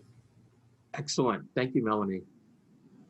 And Michael, at Taking It Global, you work with Indigenous communities to enhance their capacity to participate in the digital world. Can you tell us about the hurdles you see for communities who do get access? What are the hurdles to make sure that they're safe and successful online? And as a follow-up, how does Taking It Global support them to overcome these hurdles? Sure, thanks. I'd love to share a little more about that. Could we just put up the third slide in my PDF? Just wanted to share a little bit about the program, the kind of principles and values that guide the work. And one of the core goals is really, how do we, as I mentioned before, help students see themselves in their learning? How do we kind of support this empowerment through role models, ideally from their community or from other similar communities? So that's a big part of it. The relationship building for us is really key as well, really understanding every community is different. We're supporting now, the program's almost doubled in reach from last year to this year with the huge spike in interest and need for remote learning, 79 different communities. Every community in Nunavut we're supporting as well. With the kind of uniqueness there. And a big part of it is also learning from them, not only what kind of their customized content needs are, but what does well-being, I think, as a goal mean to each community differently? And on the next slide, you'll see we've actually developed 2 different well-being frameworks in conversation with our communities. We had about 25 different communities provide input to this. This is one of our versions here. And we work to align everything that we do towards those well-being priorities that communities have identified. So things like culture, language, and identity, hope for the future, relationships with peers, food and nutrition, arts and recreation, different relationships both with authority and with parents and families. And so really trying to deeply first understand, what do some of the goals of the communities that we support, what are those goals that they seek to strengthen, and then how can we align everything we offer, everything we do to their priorities. I think that's really been key. And ideally, how do we find, First Nations, Métis, and Inuit content providers, experts, role models across the spectrum. One of my favorite examples that kind of links us on the panel is we have Lori is an astrophysicist from the Innu First Nation in Quebec, who's actually working on Hawaii at the Canada-France-Hawaii Telescope. And she talks to students about the solar system and science, and also shares her trajectory of being the first female astrophysicist from a First Nation in Quebec. So that's one big part of it is for us is how do we link both to role models for students, how do we understand their priorities around well-being and make sure that the technology really serves their needs in many different ways. And then also making sure there is that kind of voice and choice in their learning, both for the teacher, but ideally for the student.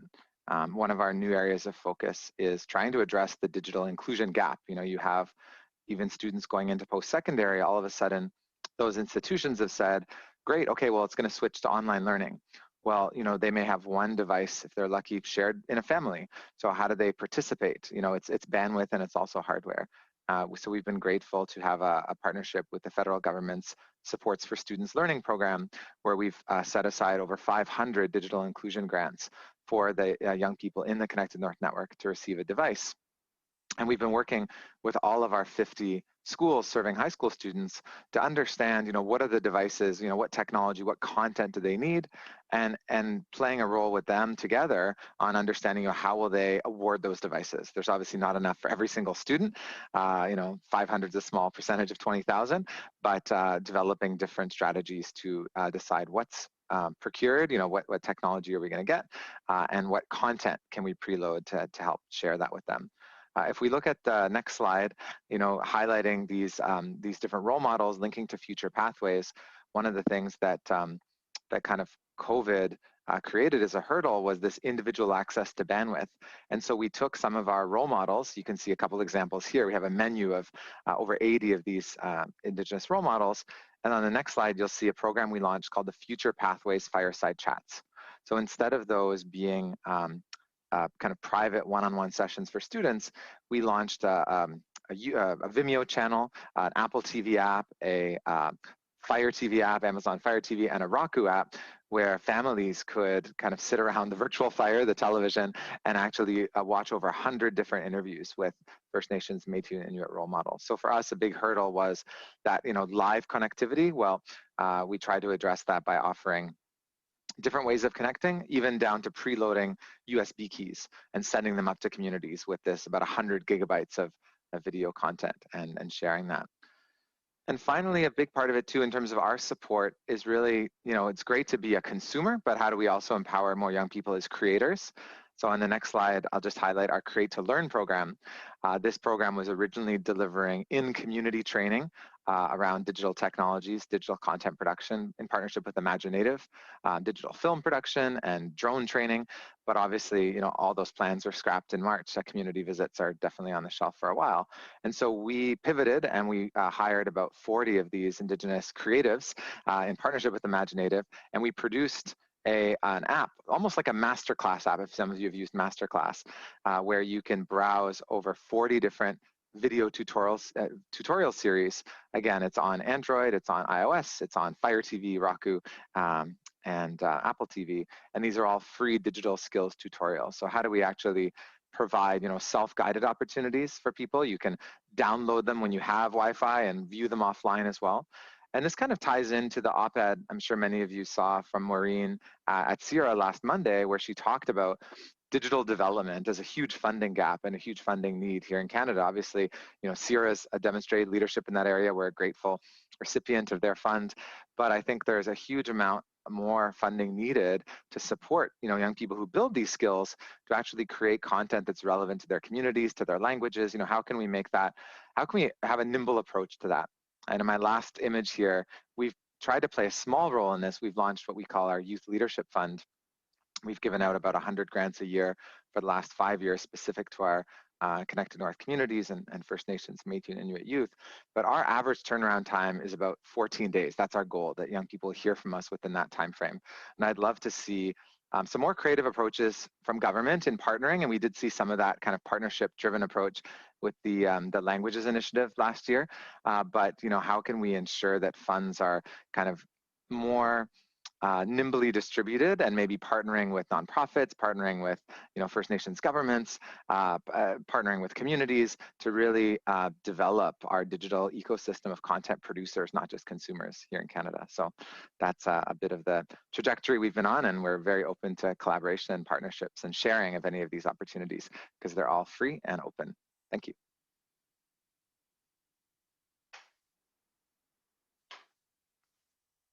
Thank you, Michael. That was actually really good. Finally, John, your community built its network in 2019 and operates it for the benefit of the residents of Pu'uhonua o Waimanalo. In your community, residents aren't just passive consumers of content online. Can you talk about what this network means for the community in terms of self-determination and community resiliency? Sure, Mark, I'm happy to. You know, our broadband network at Pu'uhonua Waimanalo really is the lifeline of our digital nation. You know, we look at our connectivity and the way that we're growing through it in a couple of different phases.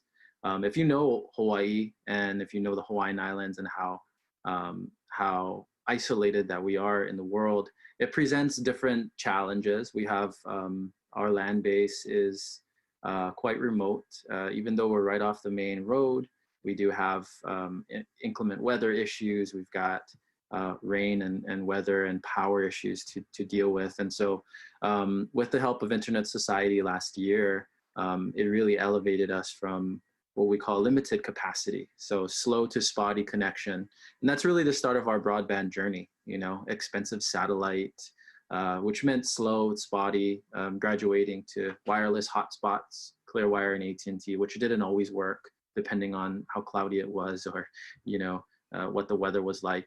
That also meant a drive to Starbucks or McDonald's for our people in the village, our citizens, to connect. And that's tough, obviously, for children, especially now during these times. It also contributed to a more disconnected community, a community that's disconnected from resources, from participating and from communicating not only with the outside world, but with each other. And it contributes to the poor social conditions that we're already living with here in Hawaii. And so last year, we built our Hawaii's first community managed broadband network with the help of Internet Society, Bicells, MuralNet, DBED, State of Hawaii. Bert Lum helped us to build this network that is managed by our community, managed by the people who live in the village, and also people who support the village abroad. And so this build out and deployment of our community broadband network really helped us to etch who we are and claim our digital identity and allow our village to start becoming our own ISP. We have subscriber management and a customer service flow that we currently deploy at the nation. The community leads the troubleshooting, and we're also working on building and expanding the network as we speak. A more consistent and reliable connection means digital literacy through education, content creation, like Michael was mentioning. How can we teach and how can we create information and platforms for our citizens to be more connected, and ultimately leads to a more connected and healthier community. And finally, you know, after 12 months of managing our community broadband, you know, and on the path to expanding, we just launched our Government on a Blockchain program. And so what this allows, this is a pathway to independence for our people. It allows us to claim and restore our Hawaiian national identity through our Citizen Drive that's currently active at nationofhawaii.org. We're able to connect, organize, and build resources for our people and for our nation. We can improve the political, economic, social, and cultural conditions that our people currently face. And we start to introduce different concepts, entrepreneurship, business development, and growth of different industries, not only at the nation, but we also have a bunch of different apps now that are being developed that allow our people to track resources, shared resources, barter and trade, some of the resources that are coming from the land base, and also some of our industries, such as our wood milling and our bee apiaries. Economic development and international relations that we're continuing to build worldwide, and then of course the restoration of justice for the Hawaiian people. And so, for self-determination, this is us reclaiming our digital identity, and it gives us a pathway to reclaiming who we are in the world and building resources for people on the ground. So, mahalo for your attention today. Thank you, John. Welcome. One thing that struck me as each of the panelists was talking is there's a consistent theme, and that consistent theme is partnerships, connecting communities, ensuring people are safe and have the skills they need to be successful online. All seems to happen with partnerships, in partnership with other organizations. So I throw this question out to anyone who wants to answer. How did you find the partners that you work with? And what's it like to work together with like-minded organizations that may come from a very different industry? Does anyone want to step forward on that? So Mark, I'll take a shot at that question. So what we did in the Superior East region, particularly with our First Nations partners, is we actually went to the First Nations communities, and we made appointments, and we went and seen chief and councils directly. This technique, this approach is very different than what you would traditionally see in the municipal world, where often a telephone call or a email is sufficient to strike up a collaboration or to get a project partnership, especially when you have such a large geographical area. I actually jumped in the car, and that's really important for a few reasons, and I encourage a lot of communities to take the time to do that, and make sure that you have a budget to travel, because when you're establishing your relationships with your First Nations partner, that trust and establishing trust over an email or a Zoom call isn't the same as when you show up to somebody's chief and council meeting. And it's a little bit harder during COVID, but these times shall pass. But when you show up in somebody's community and there's that valuable handshake or that connection is something that will really put your project on the right path. So it's a sign of respect, and I encourage people to take the time to do that. Thank you, Melanie. Does anyone else want to answer the question? I think just piggybacking on what Melanie said, here in Hawaii, relationships are so important. And so that face-to-face, call it the coconut wireless in many ways, you know, the Ahupua'a system we say is like the OG social network. It's a closed loop, and who you know is how we connect. And so much like Melanie says, it's in-person connectivity, but it's also taking those conversations and those connections digital and continuing the conversation beyond the in-person connection. So that's all I'll add. Yeah, John, actually, it's interesting because, you know, the Internet Society has been doing work like this for the better part of 3 decades. When we heard about your community, we decided that we had to go see you face to face, because there's no way to build trust over the phone. It's much more difficult. And Melanie, that's absolutely bang on. Anyone want to add anything? I see we have a question from the audience. No. I think just go ahead, Tim.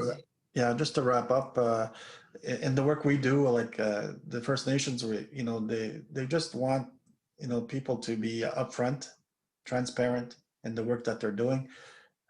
Doing connectivity and for fiber optic is it's not something that they're familiar with, so you have to explain the benefits to it. So what you say, Melanie, is bang on. You got to go there and explain what you're doing, what the benefits are, you know, and all these things. So it does take a lot of effort to get that cemented in, and then from there you're running.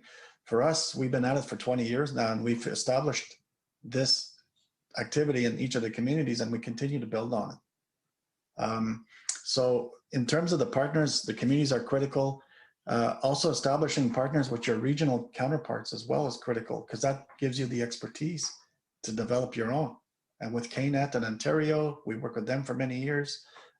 Saskatchewan, BC, Alberta, and Atlantic, we do have regional type of associations and affiliations that allowed us to create the First Mile Connectivity Consortium, which is the body that allows us to bring the political issues that we need to address for First Nations, which is so critical right now, right? With the spectrum and all these things. So anyway, partnership is key for us. And in Quebec itself, we do partner with the Cree Nation to develop the fiber optics, which they're well in advance than we are. So they really helped us advance ours. So partnerships are essential to the work we do for sure, to everybody's work. Thanks, Tim. And just on that note, yeah, I think one of the challenges, and that was, I think, really relevant example about, you know, these consortiums and collaborations linking to the question, which is really, you know, asking for questions for the Minister of Indigenous Services. I think one of the challenges is it's often hard as nonprofits to fund the time and effort and engagement that goes into being part of effective partnerships, effective consortiums. And so I guess my question to the minister would be, you know, how is Indigenous Services investing in the capacity of organizations, of First Nations, not just in like one-off, you know, bilateral agreements, but how are they thinking about supporting collaborations, you know, supporting partnerships, and not just, you know, one-off bilateral agreements, because we're part of several coalitions of organizations that are getting funding, and often it's kind of an afterthought. Instead, I think if they could be more proactive about building these types of coalitions and partnerships, it would result in a lot less duplication of effort. And I think it would also could result in a lot more effective kind of RFP and grant opportunities. So that would be my thought, kind of linking the two questions together. Sorry to kind of steal the first shot at that next question, Mark. Oh no, that's actually great advice, Michael. I think all too often government funding programs are really focused on things like capital costs.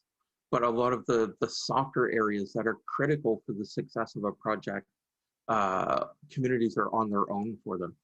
I'm not sure if everyone on the panel saw the question, but it's about how a member of parliament will be hosting a town hall with the Minister of Indigenous Services next week in a community. And they were asking for advice on how to frame a question for the Minister of Indigenous Services. Does anyone have any thoughts? I think Michael kicked us off very well, but if a politician were to come to your community and hold a town hall, what would you want to ask? I got one. Back to the FMCC thing, the work that we're doing, the spectrum, right? Right now it's allocated to the telecommunication providers. Why not open to a First Nation where it's not used? It doesn't make any sense, right? That's totally, it boggles my mind why that spectrum is not transferred to the community and let them build on it, right? So that's one question for me, you know, changing that way of working. And the other thing too, Michael, you said something really critical. The work that we do, for example, when we go into a community, we don't go with blinders. We help everybody. And our work is helping health, education, administration, even water pumping stations. We're connecting those things too, because they need to monitor everything, right? So it's really critical that for an MP, I had a question again, like how's the government propose to support all those institutions? You know, equally in the services that they need for technology. So that's another question anyway. So I'll jump in now. So I echo Michael's, all of Michael's comments. Being able to fund the soft costs was what allowed our broadband network to hit the ground running and get as far as we've gotten.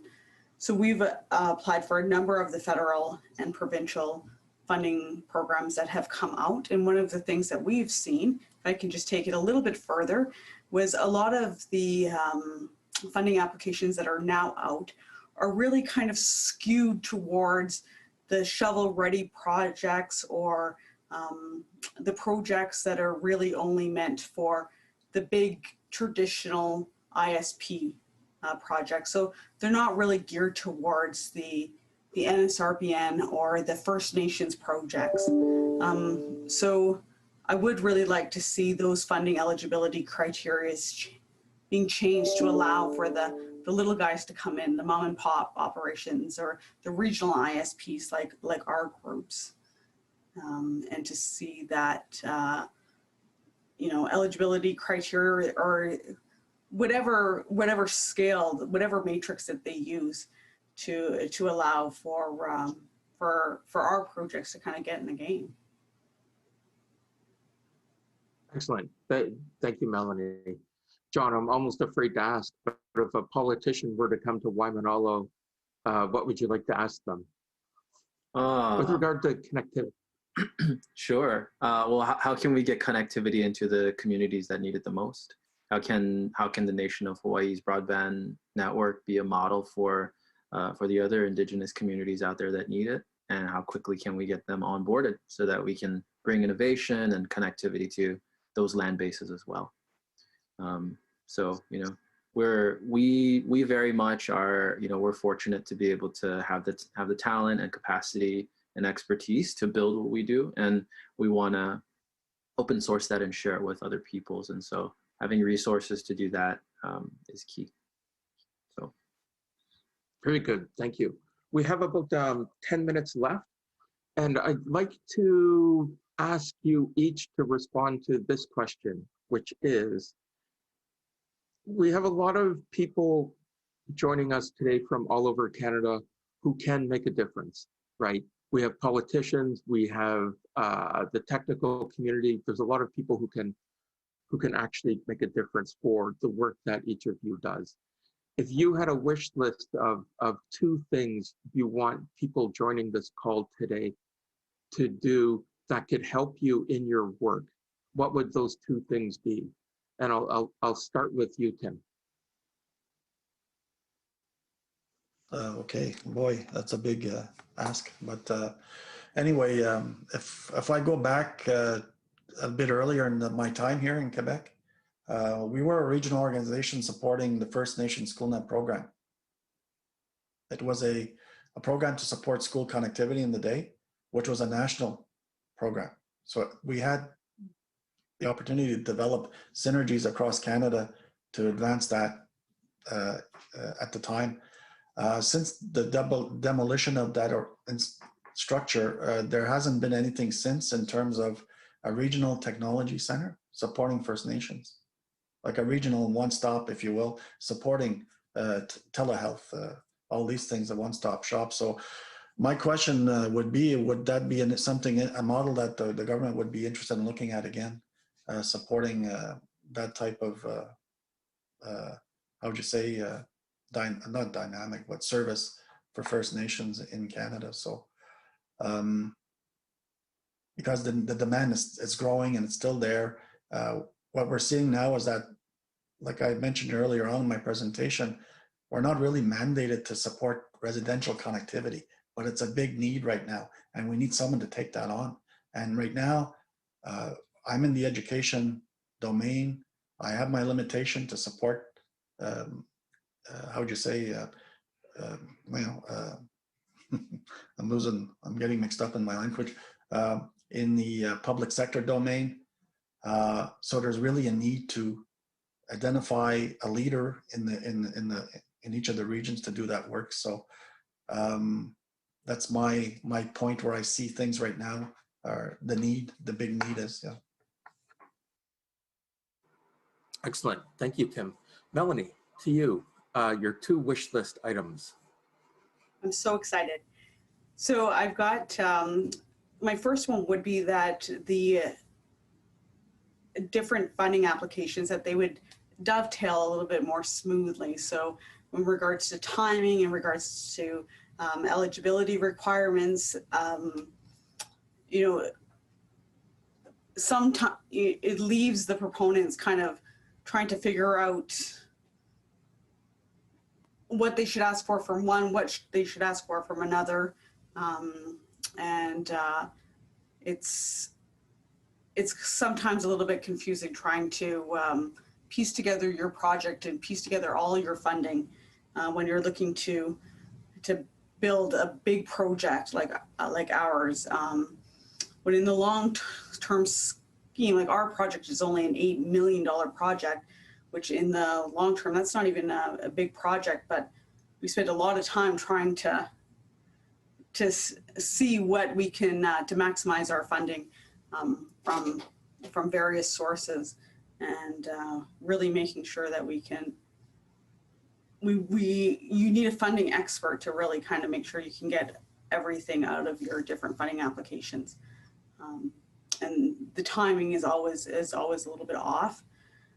Another thing that I would wish for, if I had the chance, is that regional inequities be taken into consideration. So by what I mean by that is Dubreuilville and all of our 9 communities are located in the Canadian Shield. We're not able to do a lot of buried broadband. We have to put our fiber up on poles. It's just, our topography is just very challenging. Our demographics, our median income is also very low in some of our First Nations communities. So we're challenged with putting our pricing, our business model is challenged for a few different reasons. We fight with high pole attachment fees, and we are challenged with setting rates where people who are many people in our region are on Ontario Works or other low-income families need access to our services. It's just the way our demographics of our region are made up. And we need to make our business model work with these various challenges that are not faced in other highly populated areas. So these kind of regional inadequacies, I would love for them to be considered when we're looking at putting our business model together. Excellent. Thank you, Melanie. John? Sure. So two wish list items: visit nationofhawaii.org, get educated and aware of Hawaii's unique history and the work that the Nation of Hawaii has been doing. to preserve the cultural identity of the Native Hawaiian people for the past 25 years. It's really important. The second thing, this leads to contribution to continue this work. So the continued rollout of our citizenship drive, the eventual build out of our government on a blockchain that includes elections, and then of course, contributions to support the innovation that's happening here on the ground in continued internet and broadband innovation, as well as digital literacy and support for those programs within our nation. Excellent. Thank you, John. And finally, Michael. Thanks. There's one very timely one, which is that today the University of Alberta has an amazing MOOC called Indigenous Canada. Almost 200,000 people have taken it. And so I'd recommend anyone who hasn't, especially those of us who are non-Indigenous and trying to work to serve and support and strengthen these communities, to enroll and have a look. The next course section starts today. It's on Coursera, just to learn more about the history of settler colonialism and some of the impacts and histories on these communities. And then I guess, of course, I have to chime in to Melanie's comments and just add a +1 in terms of, how do we make funding more nimble, more flexible, more accessible, more collaborative? I say I think those would be good questions and challenges to pose to our elected officials. It's great to have these big funding announcements, but how can we make sure that communities and not just large corporations can access this funding? Excellent. And at that, I think our time is up. So Michael, John, Melanie, Tim, thank you so much. This has been a blast. Thank you. Thanks for having us. Thank you, Mark. Thank you. Thank you.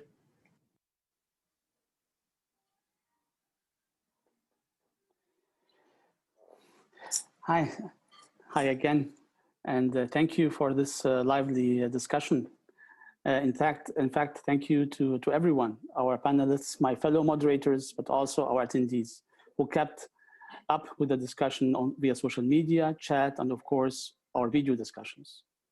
As chair of the program committee, I would like also to extend a big thank you to the members of the program committee who worked on building the agenda and securing subject matter experts as speakers. Today, we had great sessions on content moderation, on the value of encryption for secure communications to Canadians, and on connecting Indigenous communities in Canada and North America. And this is only the start. We reconvene tomorrow, same place, same time. You can click on the same link you used to join the platform today and rejoin us tomorrow at 1 p.m. If you have extra minutes though, this afternoon, we do welcome you to stay online with us for a bonus session about a global citizens dialogue known as We the Internet. I will now turn it over to Michael Lambert, Derrida Collins to finish out the day for us. Thank you very much.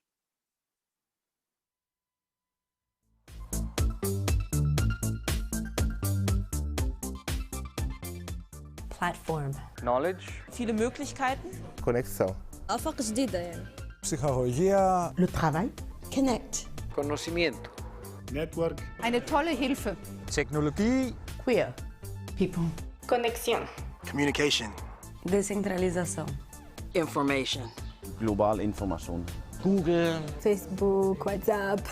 Korruption. Memes. Darknet. حلم. Virus. Internet za mene è rivoluzione.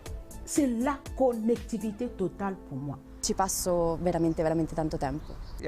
Smoelafhankelijk. Eu estou praticamente conectado o tempo inteiro. Talvez la mitad de las horas que estoy despierto. Dal mattino finché non vado a letto. Cea mai mare dezoportunitate este că nu am timp pentru nimic. Internetki miadu emmen guluválade vasile. Hihetetlen, de 77 éves koromban a napi életem legfontosabb része. Das Internet ist in der Hauptsache auch für Menschen, die alleinstehend sind. なくてはならないものです。The Internet se mapakatea chapsanula.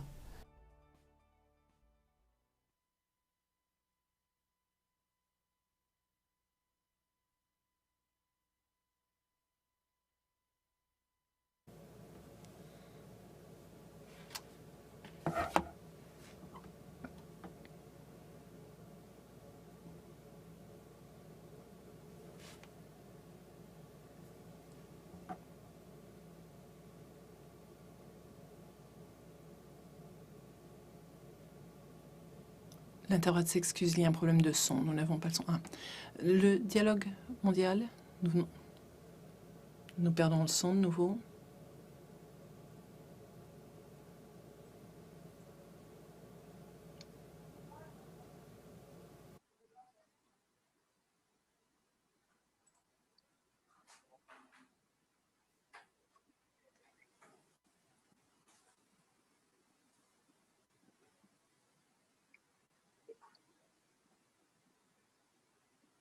Michelle, are you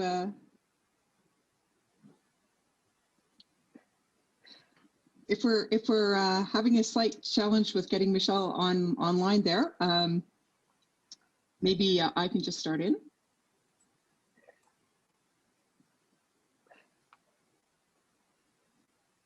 Okay, so I wonder if we could start with the poll while we're waiting for Michelle to get sorted out. Is that possible? Aha, great, okay. So the global dialogue, which Michelle's going to give you a little bit more information on, that we did here had to be moved rapidly online. And so we used various tools to engage the citizens in this dialogue, one of which was a polling tool. And so we thought we would warm you up with 2 poll questions. Do we have the poll there?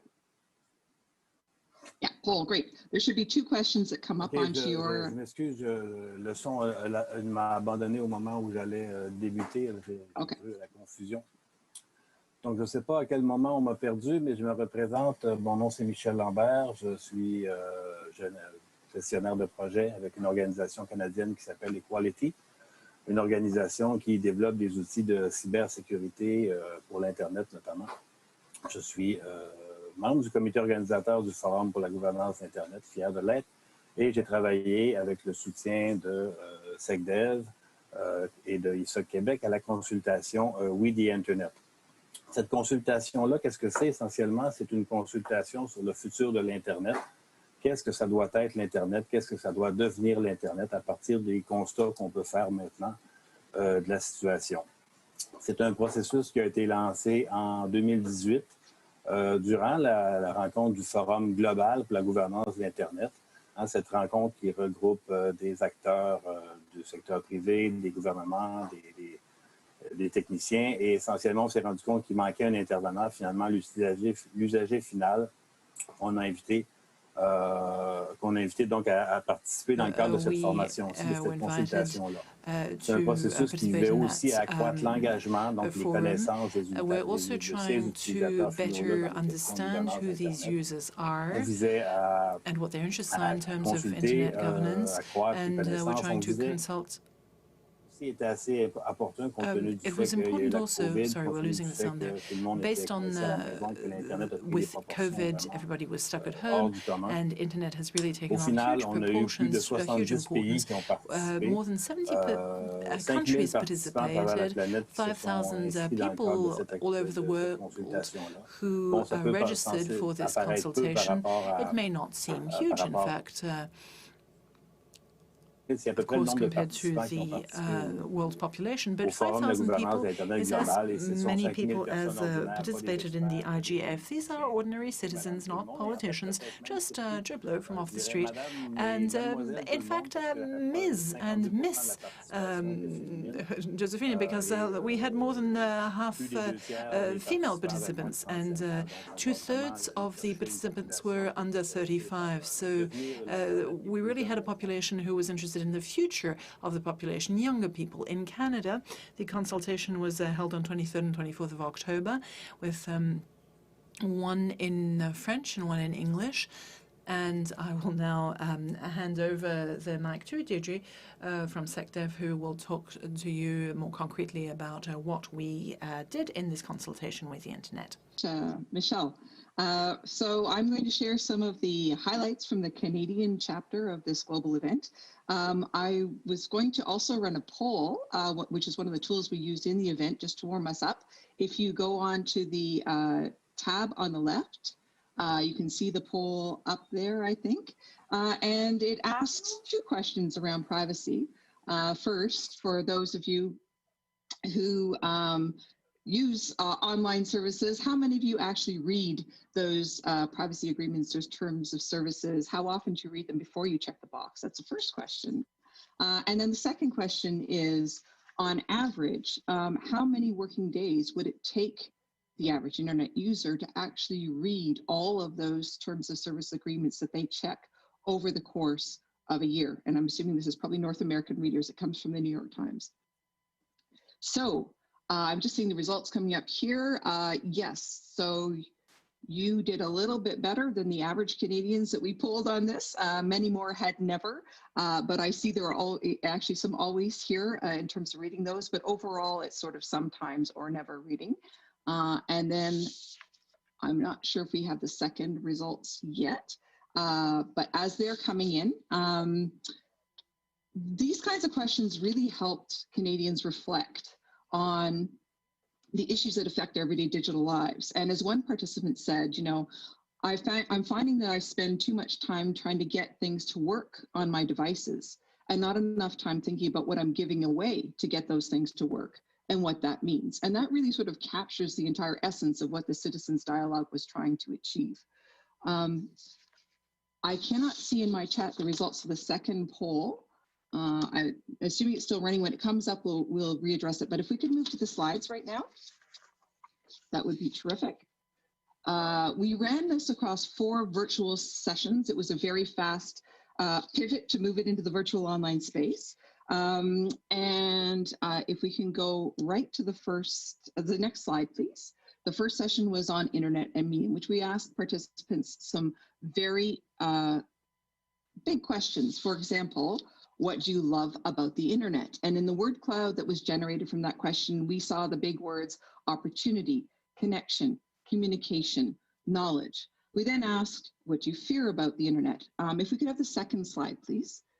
Yeah, perfect. This is the first session. What do you fear about the internet? And the words that came there were privacy loss, misinformation, promotion of hateful views, addiction, anonymity, bullying. In the English word cloud on fear, the biggest word was actually Trump, which was sort of interesting. We also asked, as Michelle was saying, about the effect of COVID on internet use. 77% of participants in the Canadian chapter said that access to the internet made their situation much better, with a vast majority significantly increasing their time for e-commerce, work and study, communication, and entertainment. However, this also sparked discussions where there was an expression of a lot of fear of overuse, of addiction, and especially parents talking about children and screen time and the longer term effects of this. There's a lot of fear out there right now around this issue. Could I have the next slide, please? Our second session was all about data, my data, your data, our data, and it was trying to get participants to reflect on different ways to think about the value of the data that we produce online.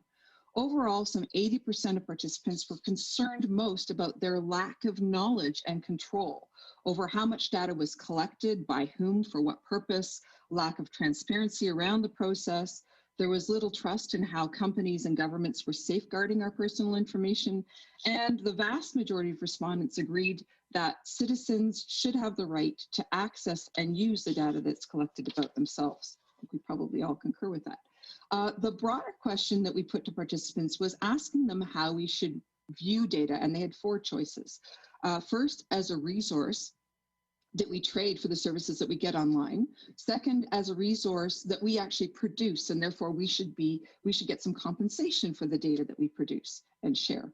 Third choice was as a human right, that our data tells so much about ourselves that it shouldn't be bought and traded and sold by others, but rather that we should be protected as a human right. And the last option was as a form of infrastructure, meaning that collectively, our data can be an asset for society. If we could have the next slide, please.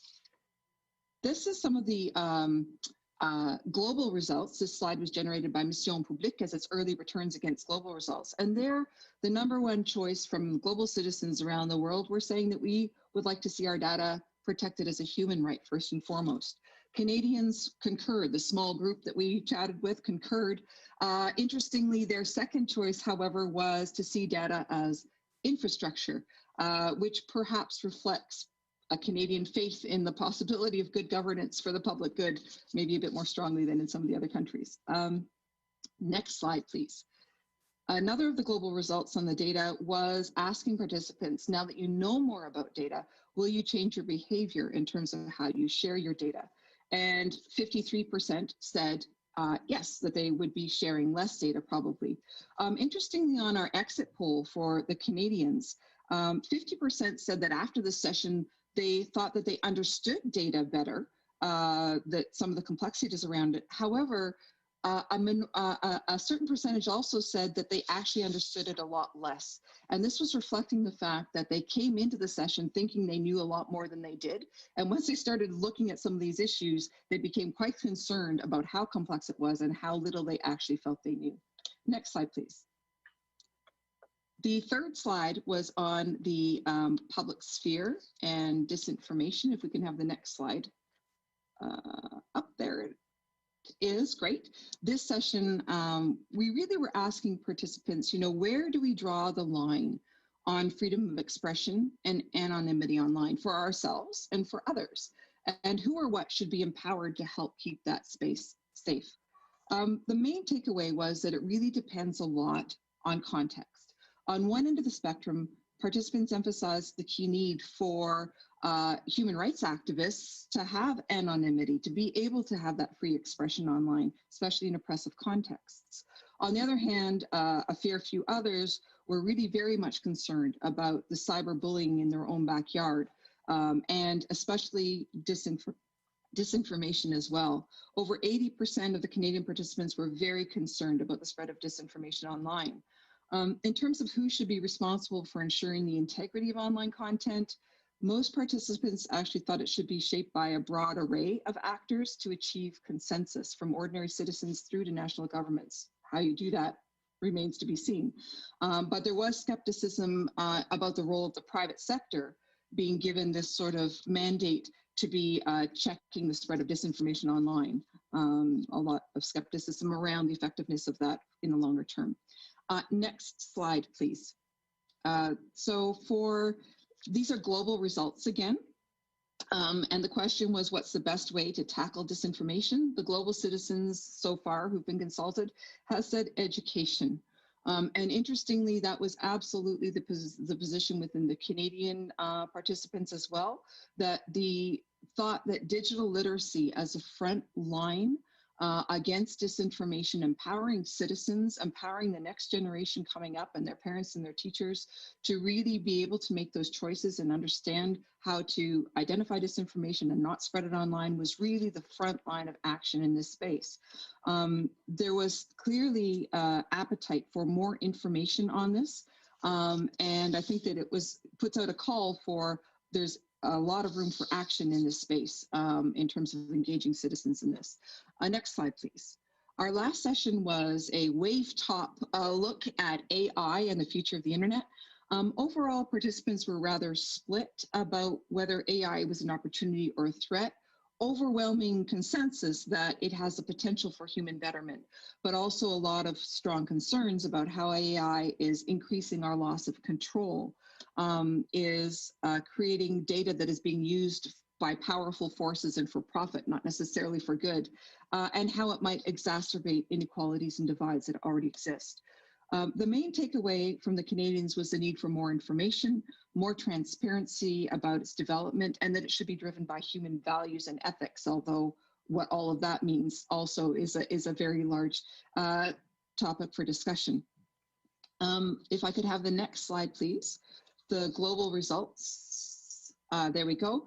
The exit question for all citizens globally and in Canada was whether citizens should be included more in decision-making on the future of the internet on a go-forward basis. Resounding yes globally, as you can see there, and this was also clearly echoed by the Canadian participants, very much thinking that they would and should be part of this, and that they would like to understand a lot more about these complexities. But they were very concerned to know how to know more, how to become more engaged, and where were the conduits for their voices and views. And with that, I'm about to hand you back to Michelle, but I've just got one more slide we'll pop up there very quickly, which is if you'd like to know a little bit more or see some of the resources that Mission Publique created for the Global Dialogue, you can access the videos off of this link, which is, or you can Google Mission Publique. Michelle, back to you to give us a call to action.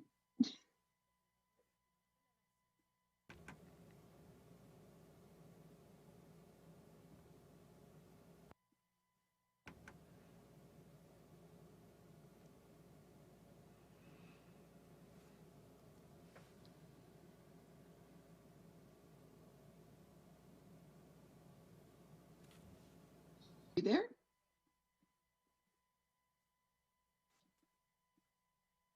I think we're having some technical difficulties again.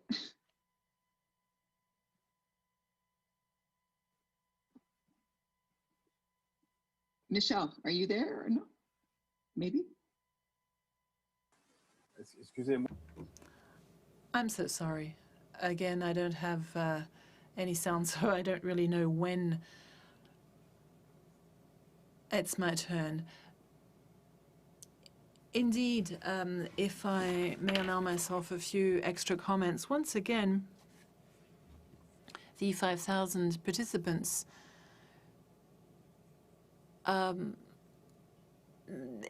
that's quite a large number, maybe some 100 people per country. Obviously, it's not totally scientific, it's more symbolic, but it is very important to have these citizens become interested in such questions, in such issues. And once again, if we come back to the results of this process and the figures, we realize that more than 40% said they had at some point or another been uneasy online, uncomfortable. Questions of privacy were identified as an issue. Contrary to what some governments say, meaning where they think that citizens are interested in the finances of all that. In fact, the civil society, citizens and academics are always worried about the concerns of privacy, and so they feel maybe that they would be better positions to manage such issues than the government. Less than 5% of people feel that these decisions should be made to left to private companies who collect our data. And I could give you other figures that came out from the process, other examples. What's interesting also is that 70% of the participants said that they'd learned a lot about the process during this dialogue, but maybe I'll conclude with the next steps. Will there be a follow-up to We the Internet? We're not sure, but personally, I consider that this showed how interested citizens are participating in such a discussion, to be on the front line. And I think that the CIGF should be organizing maybe regional consultations on such themes. For instance, there'll be a new federal law on privacy. Shouldn't we use that as a pretext for asking citizens what they feel about all these issues? Let me stop there for now.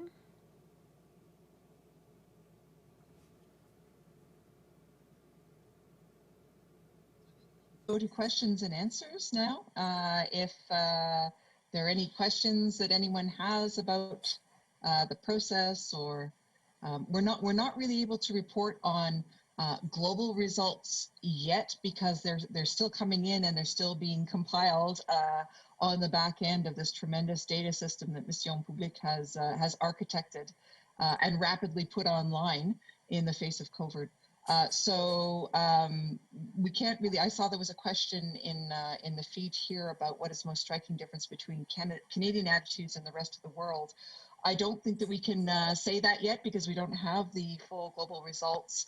I would say I was actually struck perhaps by looking at preliminary results, preliminary pictures of results like the ones that I shared here. Those were a couple of the early views that Mission Publique released of the similarity of Canadian views. I think citizens around the world seem to be expressing concern about how much their lives are being affected in this space, but really how little they really know about it and how little access they have to be able to know about it better. So that's one.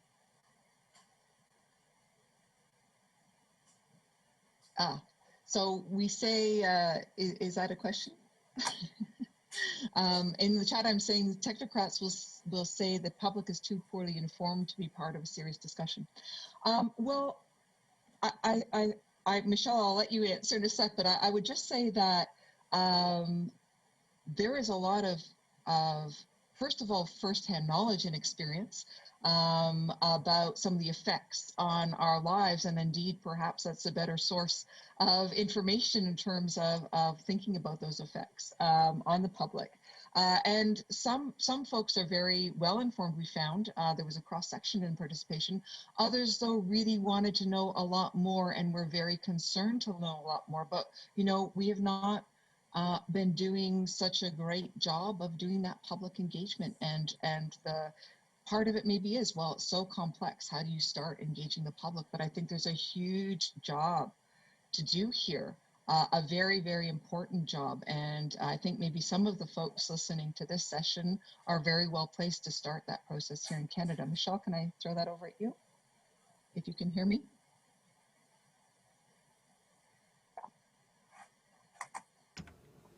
Michelle. Oh no. You can't hear. Okay. We're having some technical difficulties. Michelle, can you see in the chat maybe?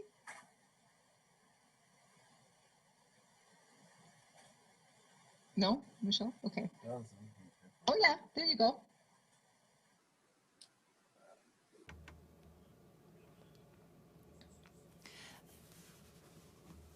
Yes, obviously this We the Internet process is an educational process. We've produced videos, various documents, materials, and I'm sure that Deirdre explained all that very well.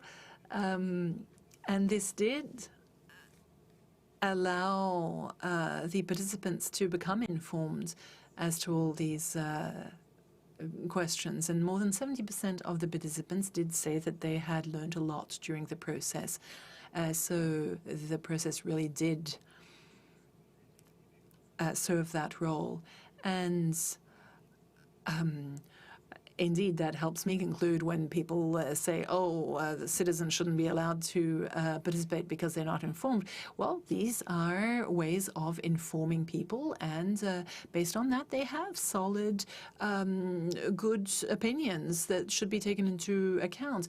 I would say that education is always the answer to many of these questions or complaints. To the end of that, you know, Mission Publique, which organized this whole global thing and put together the educational resources, they're not an internet specialist organization. They specialize in running global dialogues. They've run one on the environment and on driverless cars, I think. So I do think that when they took this one on, it was a very big topic, a very complex topic to take on in this format, which was quite truncated.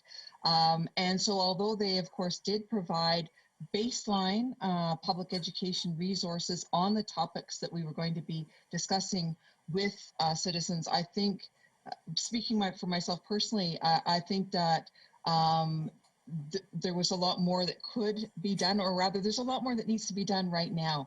It was clear from the citizens who did participate that there was a lot of interest and eagerness to understand more.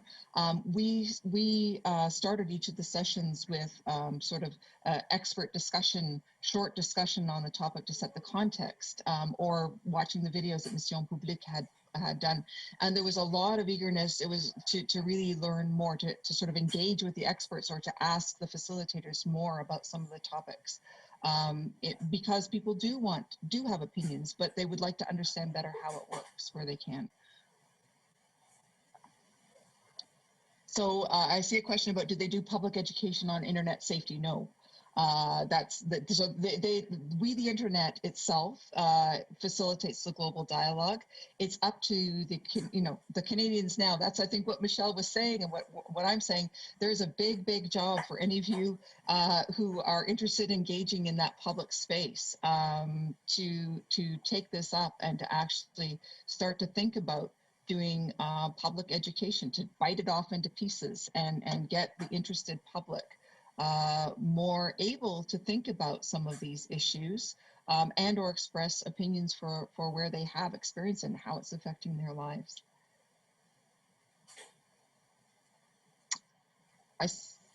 Michelle, do you see the question there? I see a question that at what point do you think digital literacy will be a part of the Canadian elementary school curriculum? C'est une très bonne question, j'avoue. Yeah. That's a very good question. I really don't know. That being said, it should be part of the curriculum indeed. How to use new technologies should be part of the basic curriculum in Canadian schools, something that very young Canadians learn about. We really should allow our children how to present themselves, how not to present themselves online, how to protect themselves, all these basic notions that are not widely talked about online. There are ethical issues also that people, as from a very young age, have to learn how to behave online, just like they learn how to behave when they meet new people. You can't allow yourselves to do this, that, or the other simply because you're hidden behind your screen. People don't know that, and unfortunately they often learn it the hard way. So we should be educating people. And yes, cybersecurity is also a very important topic that should be taught as of the youngest age. On the end of that, it's certainly starting. I think COVID also really forced the digital literacy into the elementary school system. I know from my kids who are in it, there were digital safety sort of certification that they needed to pass for teachers and for students, and certainly my son, who's in grade 8 right now, has full-on fake news disinformation modules going on, which is terrific. There's so much more that needs to be done, though, and including on these complex topics, and the complexity of them needs to be embraced. And technocrats need to understand how to make those messages clear to the public so they do have a better sense of how these things work and what it means, the back end, what it means in terms of what we experience on the front end. So it's coming, and I hope a lot more and a lot faster for all of us. I see we're at time right now, I think. So just to thank you very, very much. Michelle and I, Michelle, you can say goodbye as well, but to thank you very much for giving us this time to share. And I really hope some of you out there want to run with this and start to engage the public and run some of those public educational sessions. Michelle, thank you very much, Michelle. Merci, merci déjà.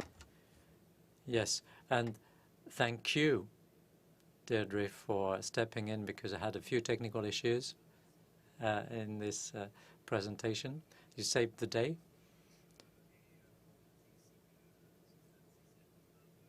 And I'm being told that I should remind you that you should be there at 1 p.m. Eastern for the Canadian Forum.